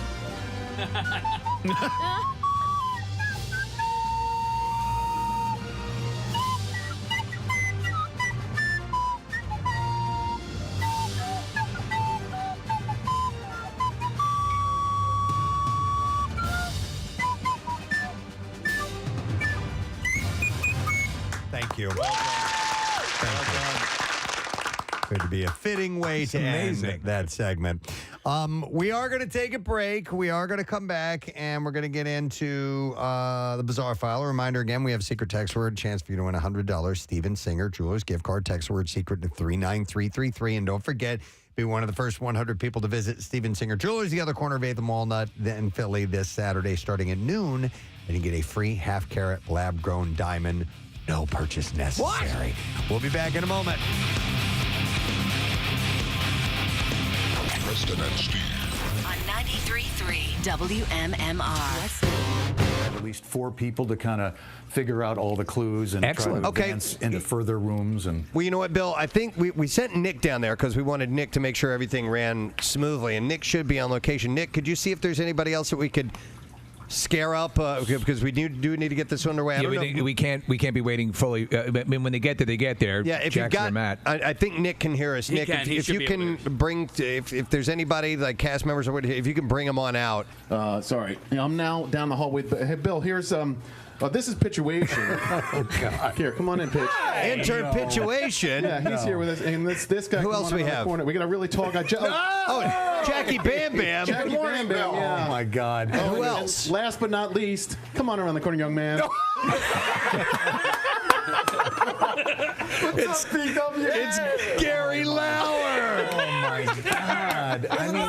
He's locked in a room with Gary Lauer.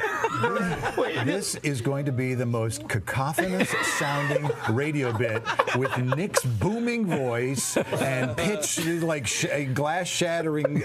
There's nothing but loud people in here. Well, it works out, Bill, because just by happenstance, the people we believe you'd most want to be locked up with are there around you right now.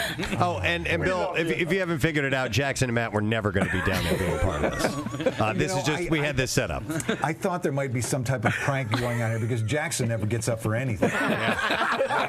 So we were wondering who Bill, and it's all about teamwork for this, and we thought, well, who might it be difficult for Bill to corral and get? So as much as we love Jackie and he's the most amazing overnight guy ever, he is a bit scattered. He's a little all over the place. I got microphones on me and my pants are falling down. He told me to wear pockets. I didn't wear underwear, but there you go. Any underwear? Of course you didn't.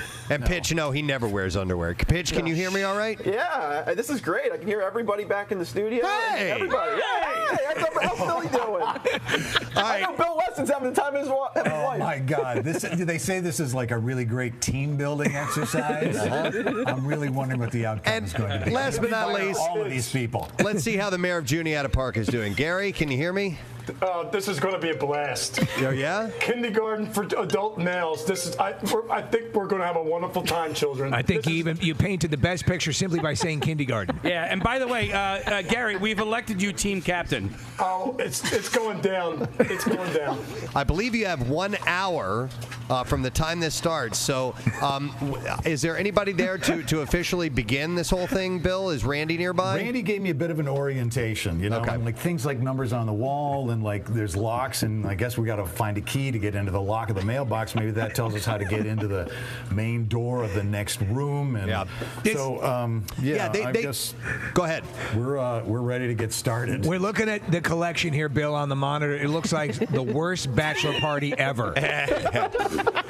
All right, it started. Clock is running. Go ahead in. Go. Let's do this. Let's do stuff. Let's do it. Let's do stuff. Yeah. All right. Okay. So there's a lock on the mailbox. There's also a lock over here on Oh my gosh, the first thing is a puzzle. Oh. this birdhouse. All right. There's a flashlight hanging on the wall. Okay, It doesn't work. they can't hear us right now, so we're going to listen in, and I'll kind of describe what they're doing. They're searching around the front door. What the heck is this? It looks like one of those mirrors that they stick under a car to see if you got a bomb under there. There's probably something. Use that to look up above, and maybe there's something. Bill's got the right idea. I don't think Jackie Bam Bam understands what's going on. That's the thing. I think he thinks this is a kid's birthday party. Yeah, I talked to Jackie this morning, and I'm like, "Look, have you been briefed on what's going to happen?" And he kind of sent me back. I don't know. It's kind of I was just told we got to get out of a room or something. So he doesn't really understand the whole concept of it all. And Gary looks like he's just like he's picking things up and looking at them, but even if it was a clue, he's putting it back. All right, let's listen in. Hang on. There's Pituation laughing. Oh, Jackie found thank something. you. I found a key.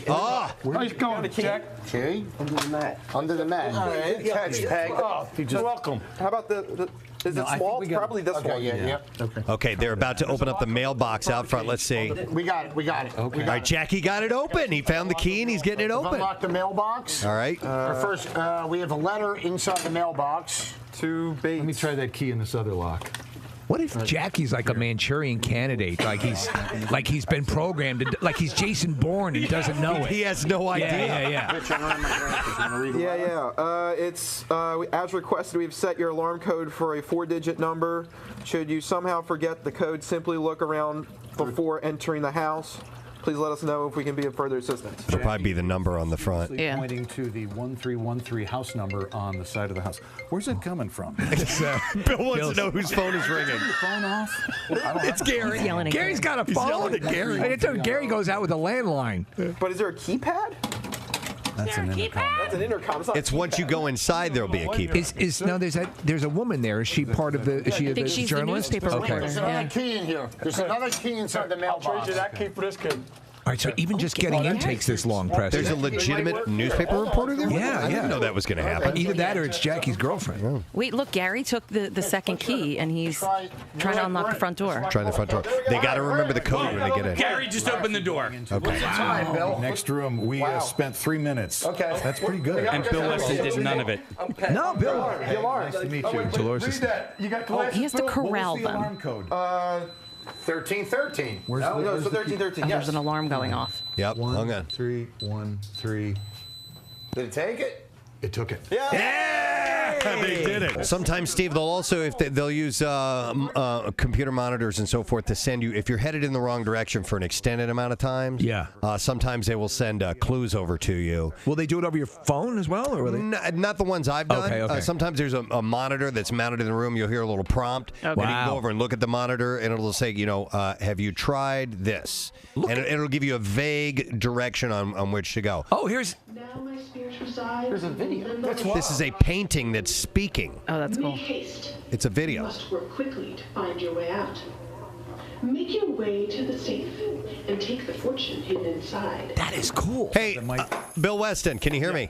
Yeah, I can hear you. It seems like you guys, we've been watching the entire time. The teamwork is going, it's pretty damn good so Figure far. out which one it is out of all these murders. Hey, Gary, can you shut up? Shut up. Say that again, Preston. I said the teamwork seems to be in place so far. And you just totally undermined his observation by telling Gary to shut up.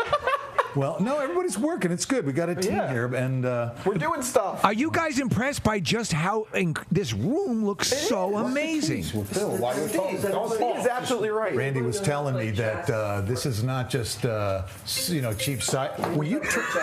Whose phone keeps going off? Pad making this noise? It might be that pad. They are stuck apparently at a point. They're attempting to play a game of chess, it looks like, and it's not going well. Maybe they need some help. Bill, are you there? I'm here, yes. All right, Bill, are you guys stuck on a clue? We're kind of stuck. Part of the thing is we had to find this chess book, and we configured the chessboard exactly in the diagram of the thing. But it just looks like a regular chessboard and pieces on top. It doesn't look like there's some hidden lever or something that's going to be exposed. So we're kind of stuck on it. Does it look like a number or anything like that? Are the chess pieces in a number? Oh.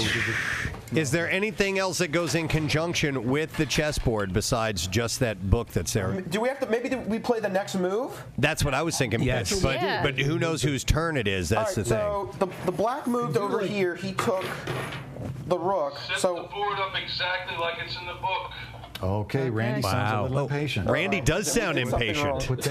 What are you guys, morons? Maybe you need to double check it. Maybe stupid. Play chess every day. Maybe he's saying you didn't do it correctly. I'd rather play checkers. It's fun.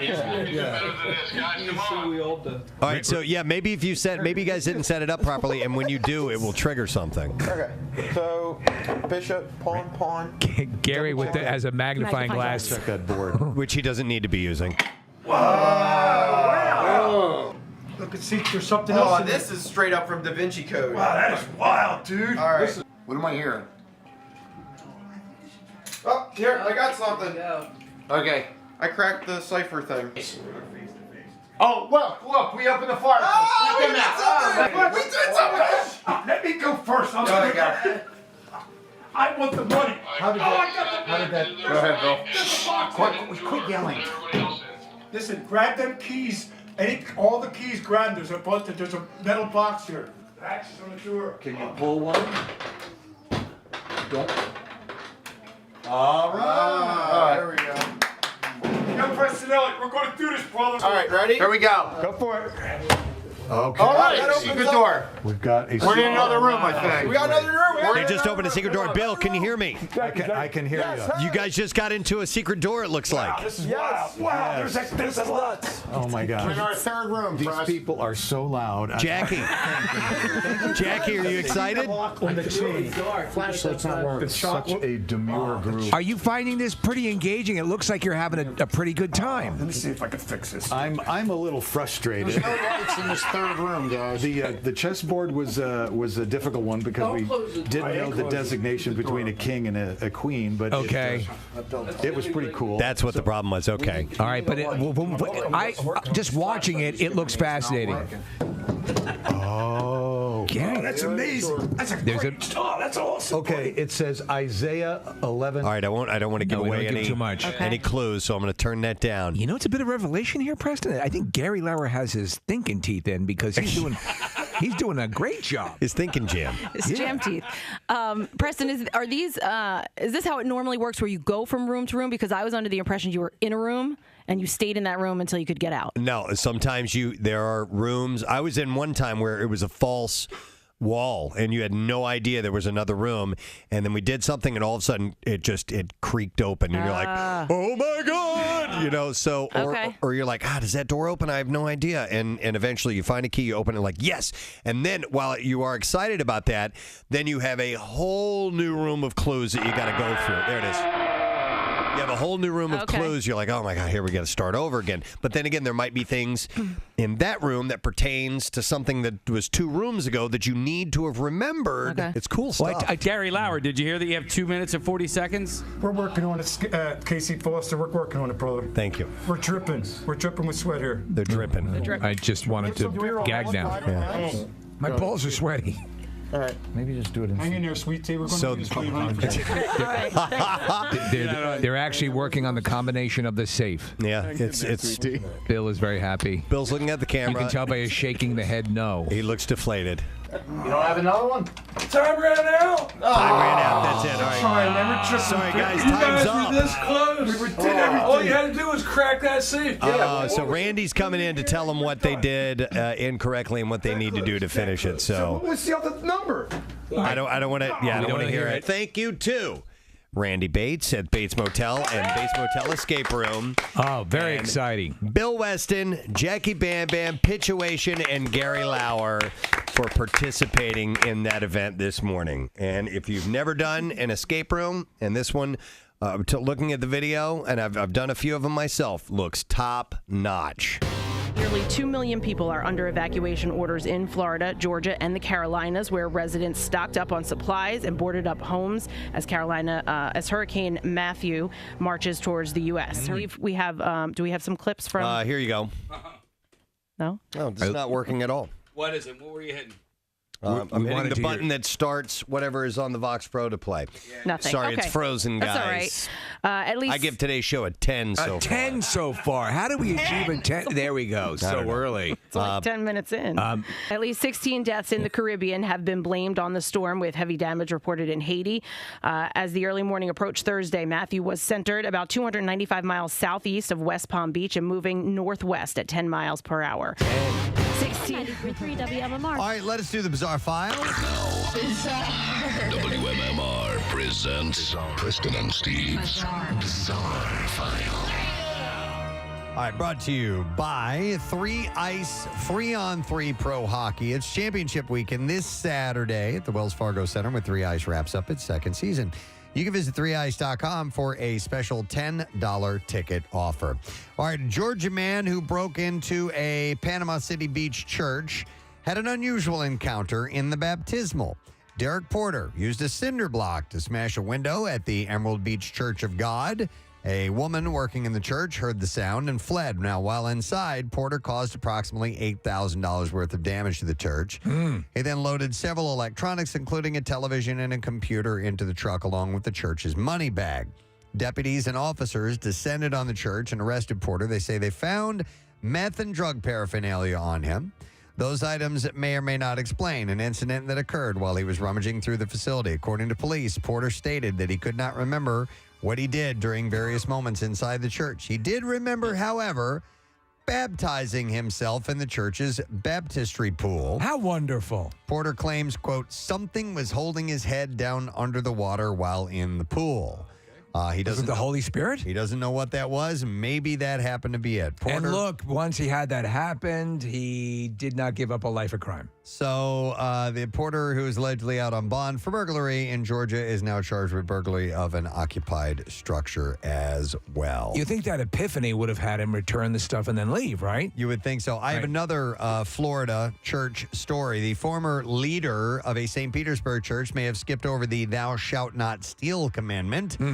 As authorities arrest him for operating a multi-million-dollar theft ring that spans several Florida counties. Does the Bible specifically say that? I think so. I think it does, right? Authorities say Robert Dell, a former pastor of the Rock Church and operator of a halfway house for people recovering from drug addiction, is accused of working with the four accomplices to shoplift Milwaukee, DeWalt, and other branded products from Home Depot stores. That's good stuff. And then sell the stolen items online through an eBay store called Anointed Liquidator. Larceny for the Lord. Authorities arrested Dell and the four accused associates for stealing merchandise worth more than $1.4 million.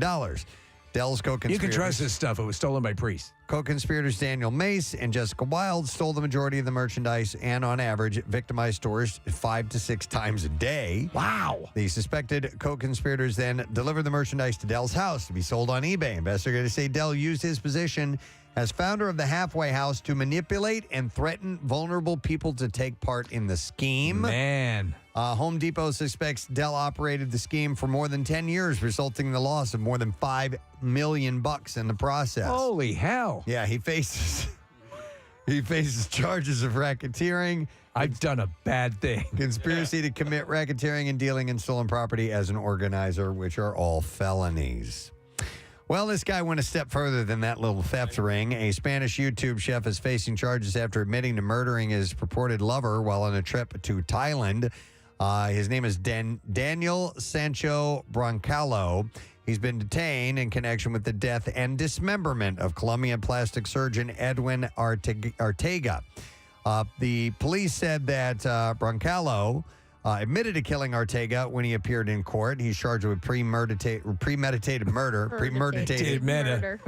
along with concealing and removing body parts to cover up the victim's death. The chef has been accused of dumping plastic bags containing Ortega's body parts onto the beach and dumping other portions of the dismembered body into the ocean while he allegedly carried it out to sea in a suitcase via a kayak. Why do you chop up the body and just leave it on the beach? Yeah, but I heard he had dandruff because they found his head and shoulders on the beach.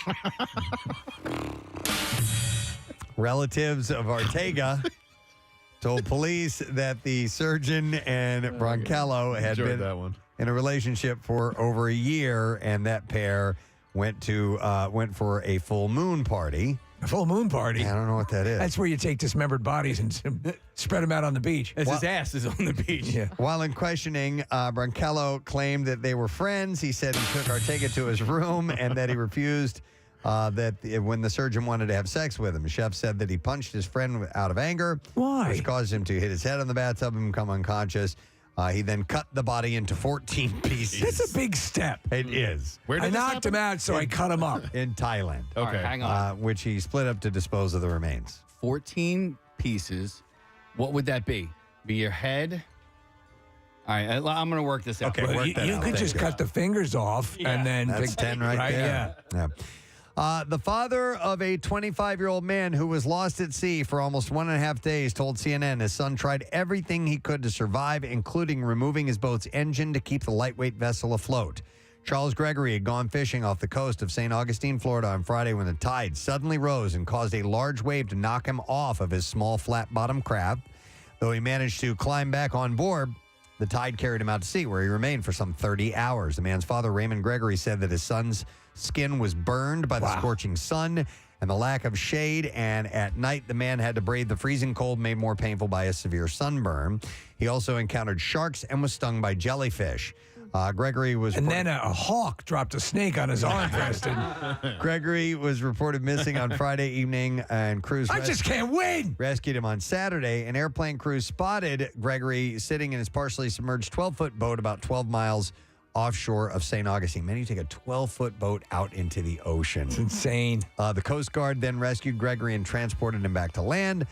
He tried various means to survive, including removing the motor from his boat to keep the partially submerged vehicle afloat. He took off his swimming trunks and waved them in an attempt to flag down boats or aircraft.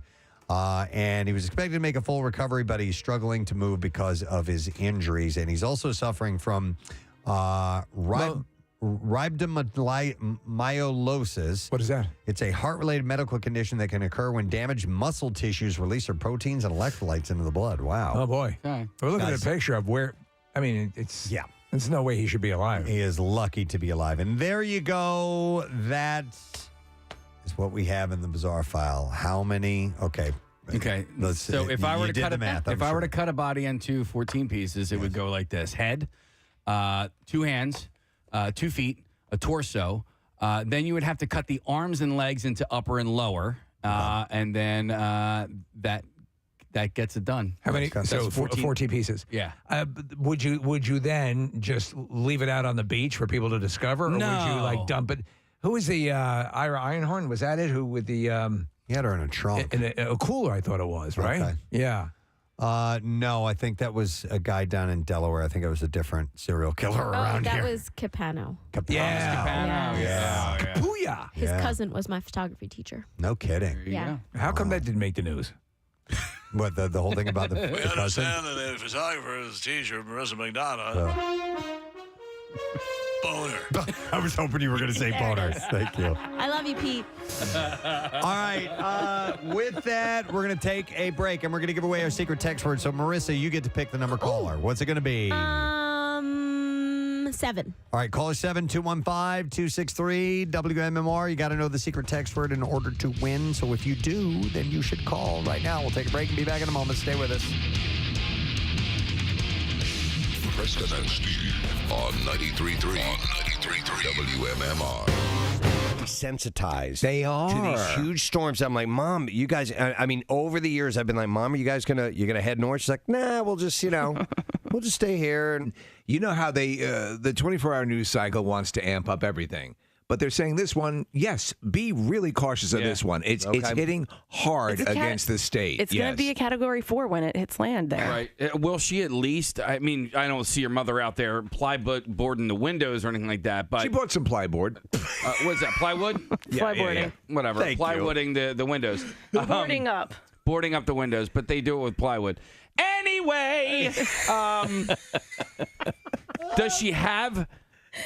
like special shutters that cover the windows? No, well, she lives in a condominium like community or apartment complex. Yeah, I was down in Florida. This was years ago when a storm was coming through. I have family that lived down there my whole life, so we were down there. A storm was coming through, and I remember my aunt was like, "Okay, let's go open all the windows," and I was like, "Open the windows? Yeah. What?" There was a tornado coming through, and we had to open all the windows, and then we were hiding in like doorways. It was pretty damn scary. That growing up in kind of the Tornado Alley area, that was... Oh my God! Tornado! That was me. The belief was that if you open the windows, it kind of depressurizes the inside of the home and your windows won't explode. But I think it's been proven false, but some people think that you're supposed to open the windows. And it was pretty scary. Like that wind was whipping through the house. I mean, stuff was flying all over the place. Well, you hope the best for them down there. I mean, Haiti got hit pretty hard. Yeah. Anyway.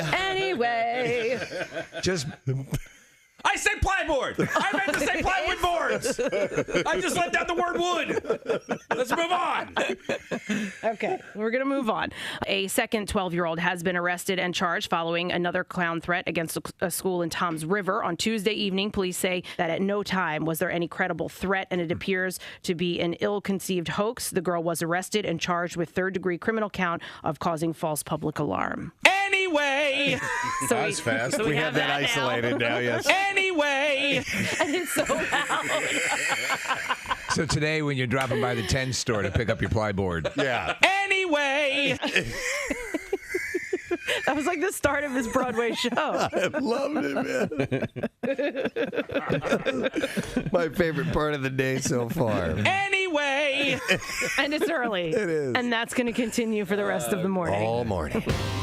Nick just pulled this up, and we're going to talk about something else, but I can't not mention this. Bob Dylan won a Nobel Prize. Wow. Was he awarded a Nobel Peace Prize, huh? Literature Prize. Literature. Yeah. The 75-year-old rock legend received the prize for, quote, having created new poetic expressions within the great American song tradition. Yeah. So he didn't win a Peace Prize. No, he didn't win the Peace Prize. He won the Literature Prize. It's kind of interesting that he won a Literature Prize for a body of work, not something that was just released. Specific, right? yeah. It's usually, by my understanding, it's awarded for something. For example, who was the last recipient? And they won for a specific work. I'll look it up. Nick, you know off the top of your head. You know what? I don't know, but yeah, usually it's for like Harper Lee. Didn't she win for Kill a Mockingbird? Yeah, To Kill a Mockingbird, or was it her laser tag place that she won? Harper Lee, do you love the thrill of combat?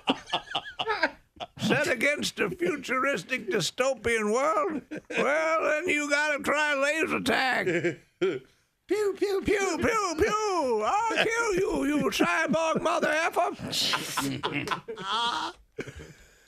Let me see here. Nobel Prize Literature, Bob Dylan, 2016. Svetlana Alexievich won last year. That's for the 18th Where's Waldo book. Apparently, it was the most difficult time finding Waldo. Interesting. All right. Well, anyhow, he's got a Nobel Prize under his belt now. So. What do you get? It's like a WWE belt, right? Yeah, it's a lot like that. No, I have no idea what the actual prize looks like. It's got to be, I don't know, some kind of a plaque or a hat that says "I'm number one." That's a good question. I think for the Nobel Peace Prize, you get something like $250,000. It's a significant chunk of change. Oh, okay. But I don't know what you get for an Amazon credit. And Amazon, yeah. In Amazon credits. Oh, my God. Kathy, the dream come true. Forget it. Casey. Yeah. He went in and heard a piece of audio from our previous break, and he came in. I don't think I've ever seen you that beat red, laughing that hard and unable to breathe before. Oh, God. I just hope this is as funny for you guys. He said it may not be funny for us, but it clearly floored him. Because. And what happened? You caught it. No, you know what? Actually, a listener, and they texted in. Usually I hate the text board. But somebody texted in something they heard that none of us heard. So we went back and Marissa pulled up the audio. And, listen, we've worked with Kathy for how many years now? Long time. Yeah. Long time. No one knows. And is it 28 years? 13 years. Yeah, 13 years. So what I heard and what this listener heard is so out of character for her that it just floored me. And when you take it in that context, not the context of how it was meant, but how it is heard. All right. Oh my God! What? Just play it. All right, here we go. It's very short. It's 4 seconds long. Accidentally at the same time, right? Yeah. So she says, listen. And then now I can cut that out. I can cut the. All right, now it's just the good part. Yeah. Oh. Yeah.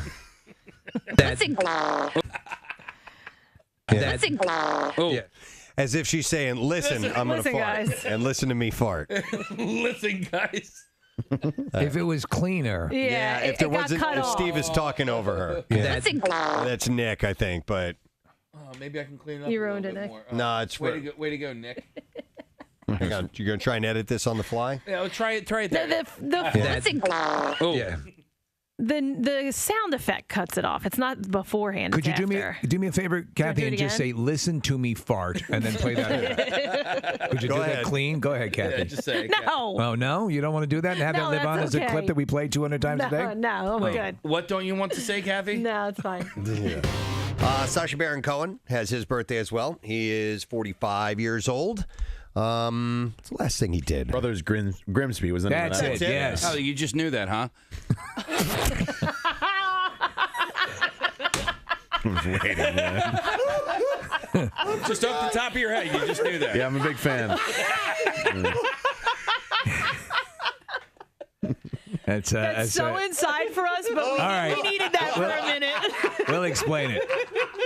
Bill yesterday said he wanted to make sure that Nick didn't come off as too know-it-all-y.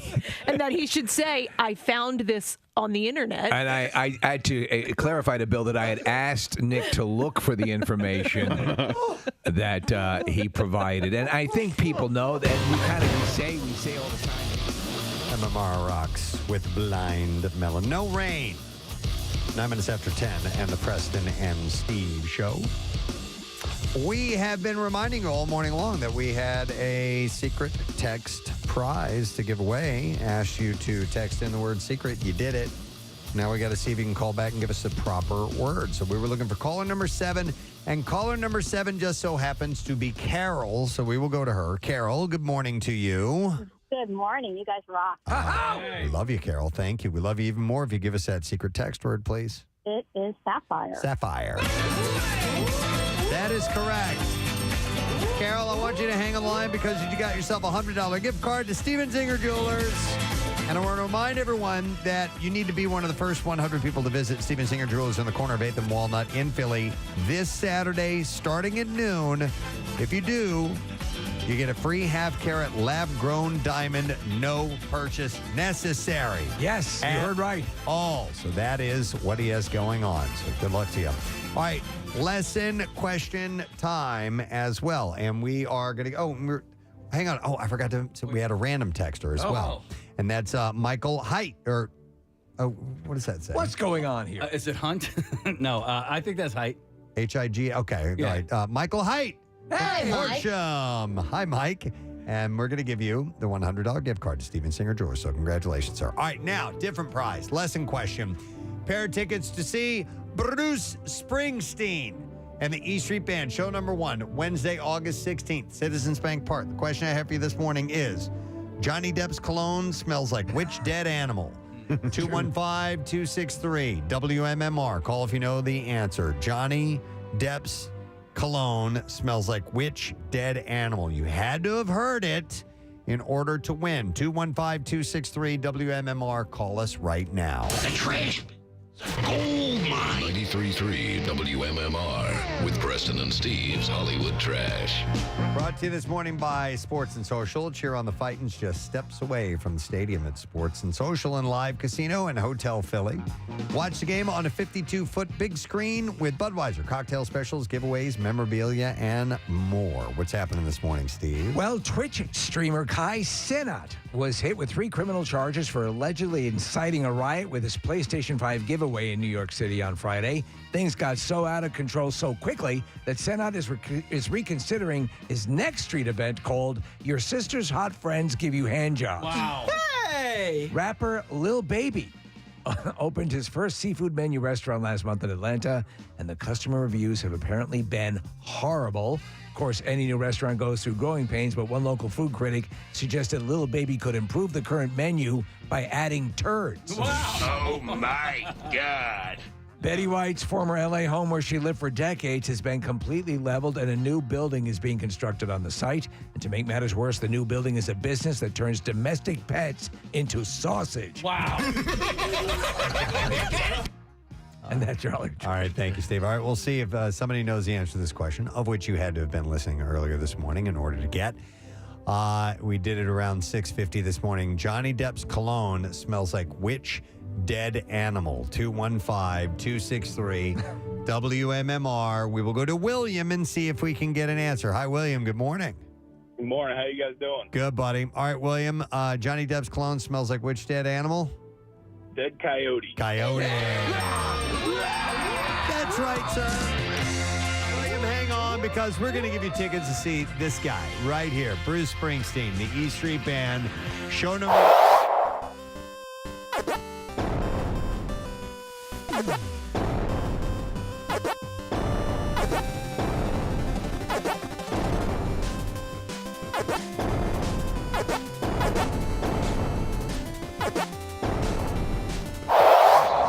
On 93.3 WMMR. Oh, boy. All right, big music news in Philadelphia. The Made America Festival has been canceled. Organizers said the cancellation was due to, quote, severe circumstances outside of production control, but they did not elaborate. Mm-hmm. All ticket holders will be refunded at the original point of purchase. Made in America had been scheduled for September 2nd through the 3rd on the Benjamin Franklin Parkway with Lizzo and SZA as the headliner. So this is a very last-minute cancellation. I mean, most of the fundamental stuff is already in place. Yep. Due to the statement said, due to the severe circumstances outside of production control, 2023 Made in America Festival will no longer be taking place. This decision has been difficult and has not been made lightly nor without immense deliberation. Made in America has a legacy of delivering exceptional experiences for music fans and concert goers, and it is our commitment to always deliver a top-tier festival experience.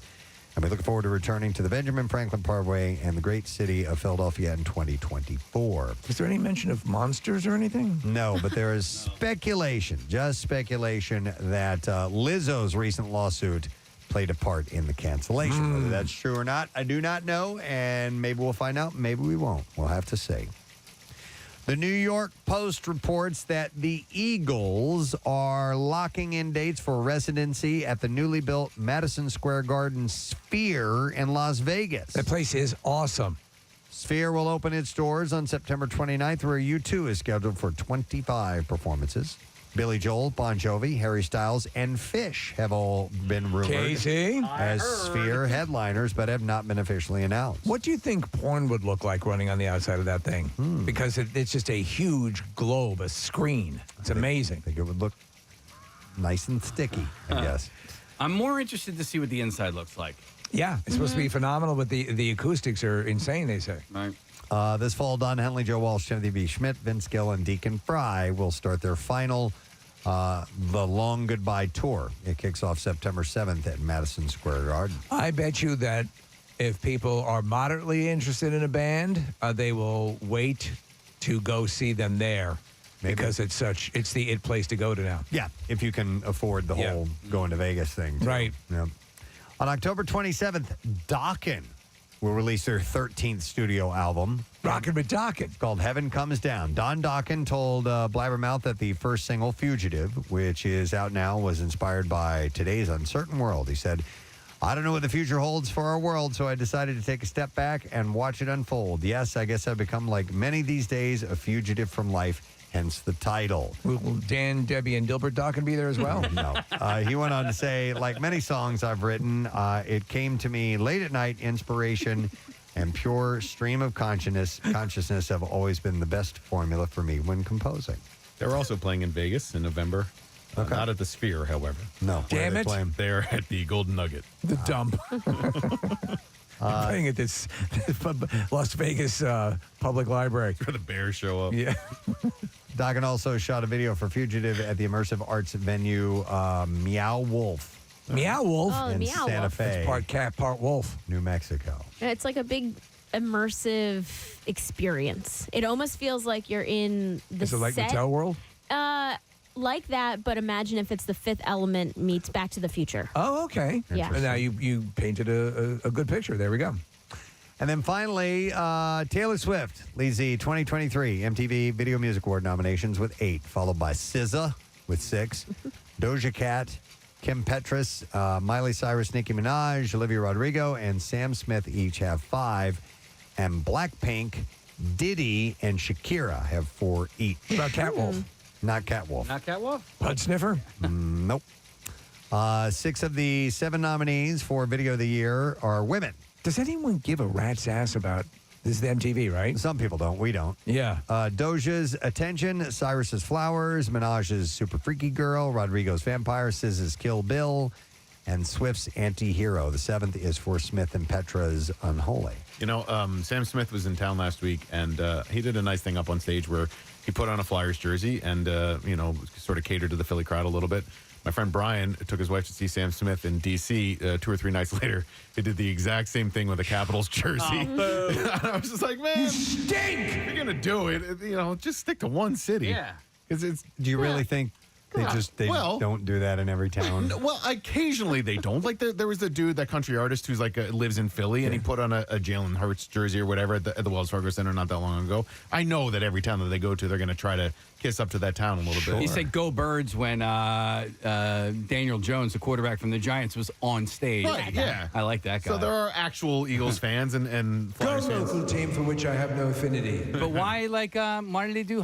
Is he a hockey fan? I guess just because of the building. They probably gave him a jersey when he got there. Okay. Nick, I was at a concert once. I think it was Vampire Weekend, and my friend turned to me and said, I was listening to a concert, and the banter down to the word was verbatim from the day before. And it was fun. They were talking about a sign and somebody leaving their hat on a plane. It just seemed conversational, but it was so scripted. That's the standard. A lot of times that's the case. I mean, especially if you're going...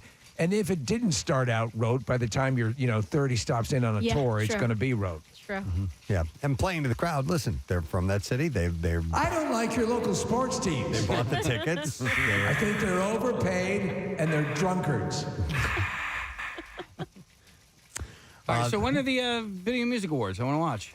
The Artist of the Year category is all women for the first time ever, by the way. Beyonce, Doja, Karol G, Minaj, Shakira, and Swift. Last year, Swift became the first artist to win Video of the Year 3 times, and this year she could become one of the most awarded artists in NBA history. She currently has 14 VMAs, not NBA, VMAs just behind Beyonce with 16 and Madonna with 20, by the way. In case I don't know, they just announced the September 12th nominations. So there you go. Where? Let's go live. What's that? Let's go to it live. Let's go to it live. Yeah. Yeah. Hey. All right. And there you go. That's the last bit of information I have for you in music news this morning. All right. Let's take a break. We'll come back and we'll wrap up the program with the letter of the day for the Word of the Week prize. So don't you dare miss out on that. We'll be back in a moment.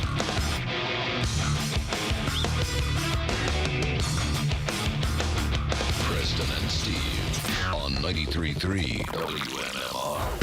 That's knowledge. Casey, had you just been waiting for the first moment to say Not that? the first moment, but there was a scene there. And I told him yesterday, I'm totally going to do that to you. That was Chuck said yesterday, he's like, I can't wait to the passive-aggressive moment when you guys mentioned that on the air. And here we are, bright and early. Here we are. Oh, my God. That was awesome. I can discern a tonal change, too, when you're reading off the screen. You become robotic. Yeah, and here's the other thing. When I read it off the screen, I get it right. Like when I come up with a fact on my own, chances are I'm wrong. But that's kind of your charge. Is you're the one. I'll still say all the time. Could you check that for us?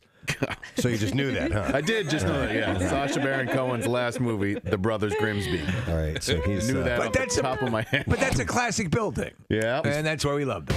Well, we did pull up the some of the top costumes that have been chosen. I forgot what the source was, but number 7, Game of Thrones, any character from Game of Thrones. All right, who would you go if you were to have, because you are a huge Game of Thrones fan? Yeah. Name your character of choice. I'm trying to think who would be Jon worth Snow? doing and what would be worth pulling off. Yeah, Jon Snow would be pretty awesome. You get a sword, you get this big black outfit. What about the Hound? What about Phoebe Snow, his sister? I don't know. I'd have to think about that. What about the Mountain? It'd be no. It wouldn't The be Hill? Mountain. No. Anyhow, moving along. Sexy Pikachu. So Pokemon's going to be popular because of Pokemon Go. Pokemon Go. Mm-hmm. And Pokemon himself, right? Or not himself, but the Pokemon symbol. Preston, you could go as Tyrion Lannister and dress like the walk around on my knees. Yeah, put shoes on my Dwarf knees. on golf. Yeah, right. You go as Dwarf on golf. Watch people try to figure that one out. No. But he would put the shoes on his knees. What's his name? Tyrion Lannister. Tyrion. Could you do Tyrion on golf? Tyrion on golf. So Game of Thrones, but with golf clubs. It would be Imp on golf. Right. Imp on golf. Yeah. Then you have number Faye is Rey from Star Wars. Number Faye? Number Faye? Did I say number Faye? Yeah, because of Rey. I just thought that was a line. That is so. Wow, Preston knows all the hip words for 3. And counting down from Faye. And now Threy. in number Faye.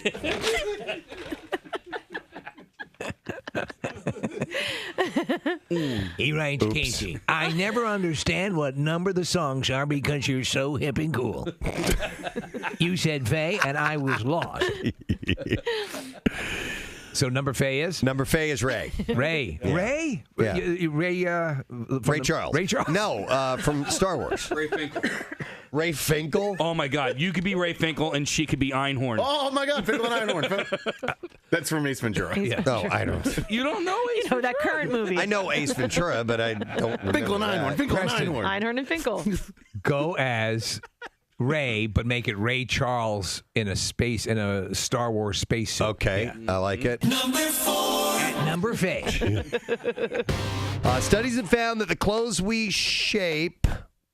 wear shape the perceptions other people have about our capability. For example, teaching assistants who wore formal clothes, they are perceived by students as more intelligent but less interesting than their casually dressed peers. I wonder now with the frequency of dress down days and internet places like Google and Facebook where the dress is more casual, like smart casual. Mm-hmm.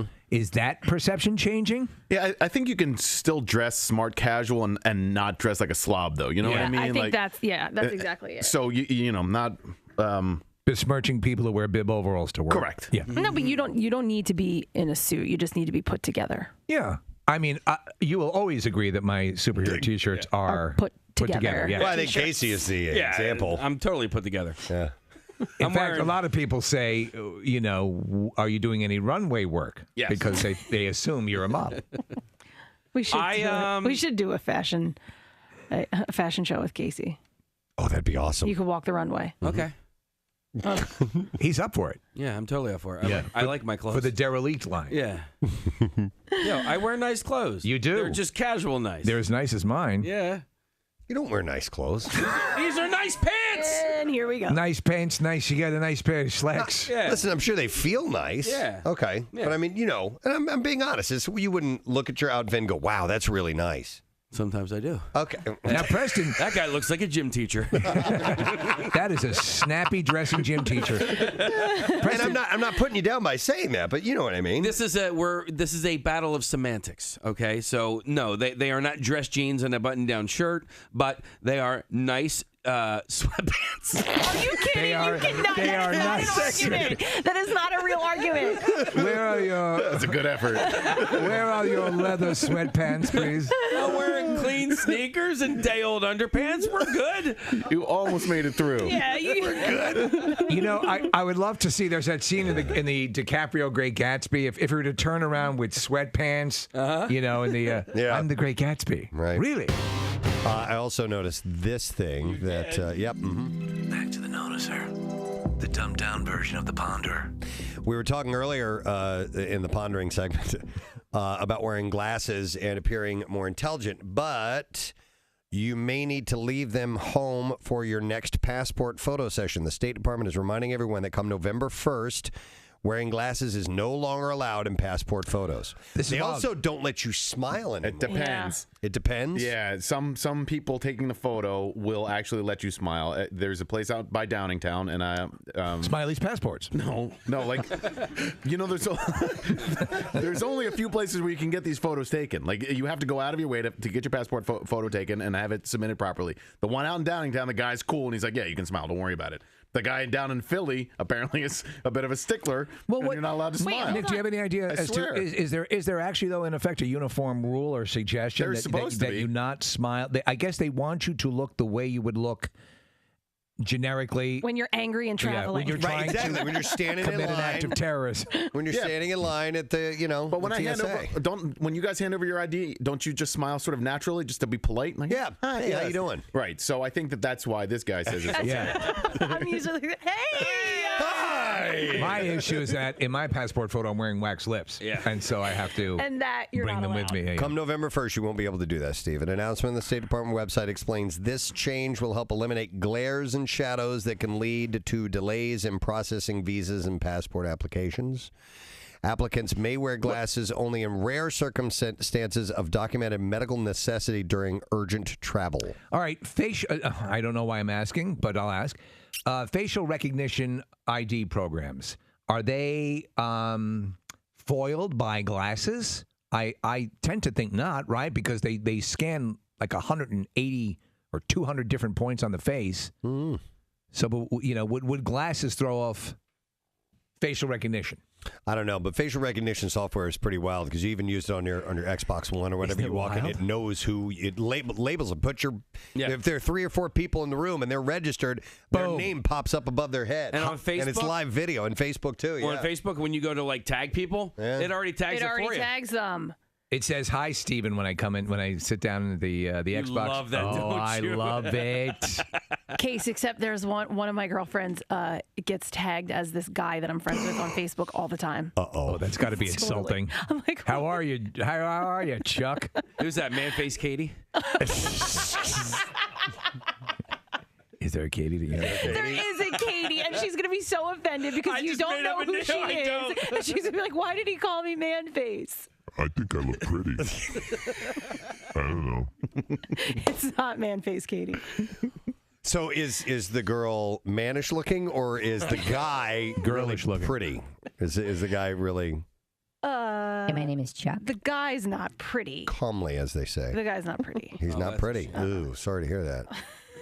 Okay.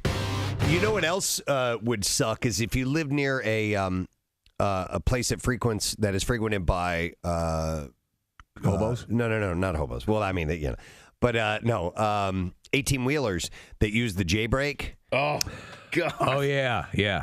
I hate that sound. It's like my dad snoring. Really? Yeah. Yeah, I cannot stand that. So that's the, it's or it's like really, really loud. On 93.3 WMMR, bringing us to a musical close on the Preston and Steve Show. About to bring our show to a complete close here in a moment. At 10:30 on this Wednesday morning. Nice day today, 87 degrees, lots of sunshine. We might have some afternoon thunderstorms tomorrow to deal with, but we'll deal with that tomorrow. I would like to thank our friend Ryan Arey for being on the show today. Nice guy. Yep, he's from Screen Crush, and man, does he know a lot about a lot when it comes to geeky movies and TV shows. And his videos are fantastic on Screen Crush of just him breaking down movies and pointing out Easter eggs and all kinds of little fan, observations. It's great. You know what? Like, and the opinion stuff is less the norm. It's more the, as he said, getting in on the geeky. What does that mean? What was that thing on the shelf behind him? Was that supposed to mean something? That's what they really do the best. Yep. So do a search on Screen Crush on YouTube. Yep. It's really cool when you do notice like a little Easter egg. You're not sure if anybody else noticed it. Steve, I wasn't sure because you saw the machine. There is a little Easter egg in the machine. When they're in Russia, there's graffiti. They're like underneath some overpass, and there's graffiti on the wall. And so he does the Two Bears in a Cave with Tom, and the graffiti says, Tom is fat. It's hilarious. That's I'm great. like, I noticed it. Yeah. Nice. So I guess we need to. That's our only thank you. So Dr. Mike called in. Yay! It was nice to have Dr. Mike on. We had a nice little chat with him about a few medical things, and that was unexpected. But I guess we could do the letter of the day. Case, are we? You gonna do that? All right, here we go. Preston and Steve on 93.3 WMMR. Now, the Daily Letter. And the Preston and Steve show is brought to you today by the letter A as in Academy of Music. That sounds good. And we are going to give away, by the way, 4 tickets to see the much anticipated return of The Lion King, August 25th at the Academy of Music, plus a limited edition Lion King merchandise gift bag. Winner of 6 Tony Awards, including Best Musical. Tickets available at kimmelculturalcampus.org. It is at this time that I will thank our sponsors. The Preston and Steve radio program has been brought to you today by Wild Fork Meat and Seafood Market. Enjoy the largest selection of quality meats and seafood at low prices. And also brought to you by Dunkin'. The Preston and Steve show runs on Dunkin'. Tomorrow's program, as we mentioned earlier, John Kruk. Yes. Will be joining us. Very cool. We'll talk a little bit about Cheddar Wiz, the kid that's trying to become the greatest mullet in America for his age, which you can vote for him on PrestonandSteve.com. But we'll also talk Phillies and other things. And Ron James, the UFO guy we were supposed to have on yesterday. He'll be joining us tomorrow. All right. So that's it. We're done. Rage on. Have a great day, and we'll see you tomorrow, gang. Bye-bye.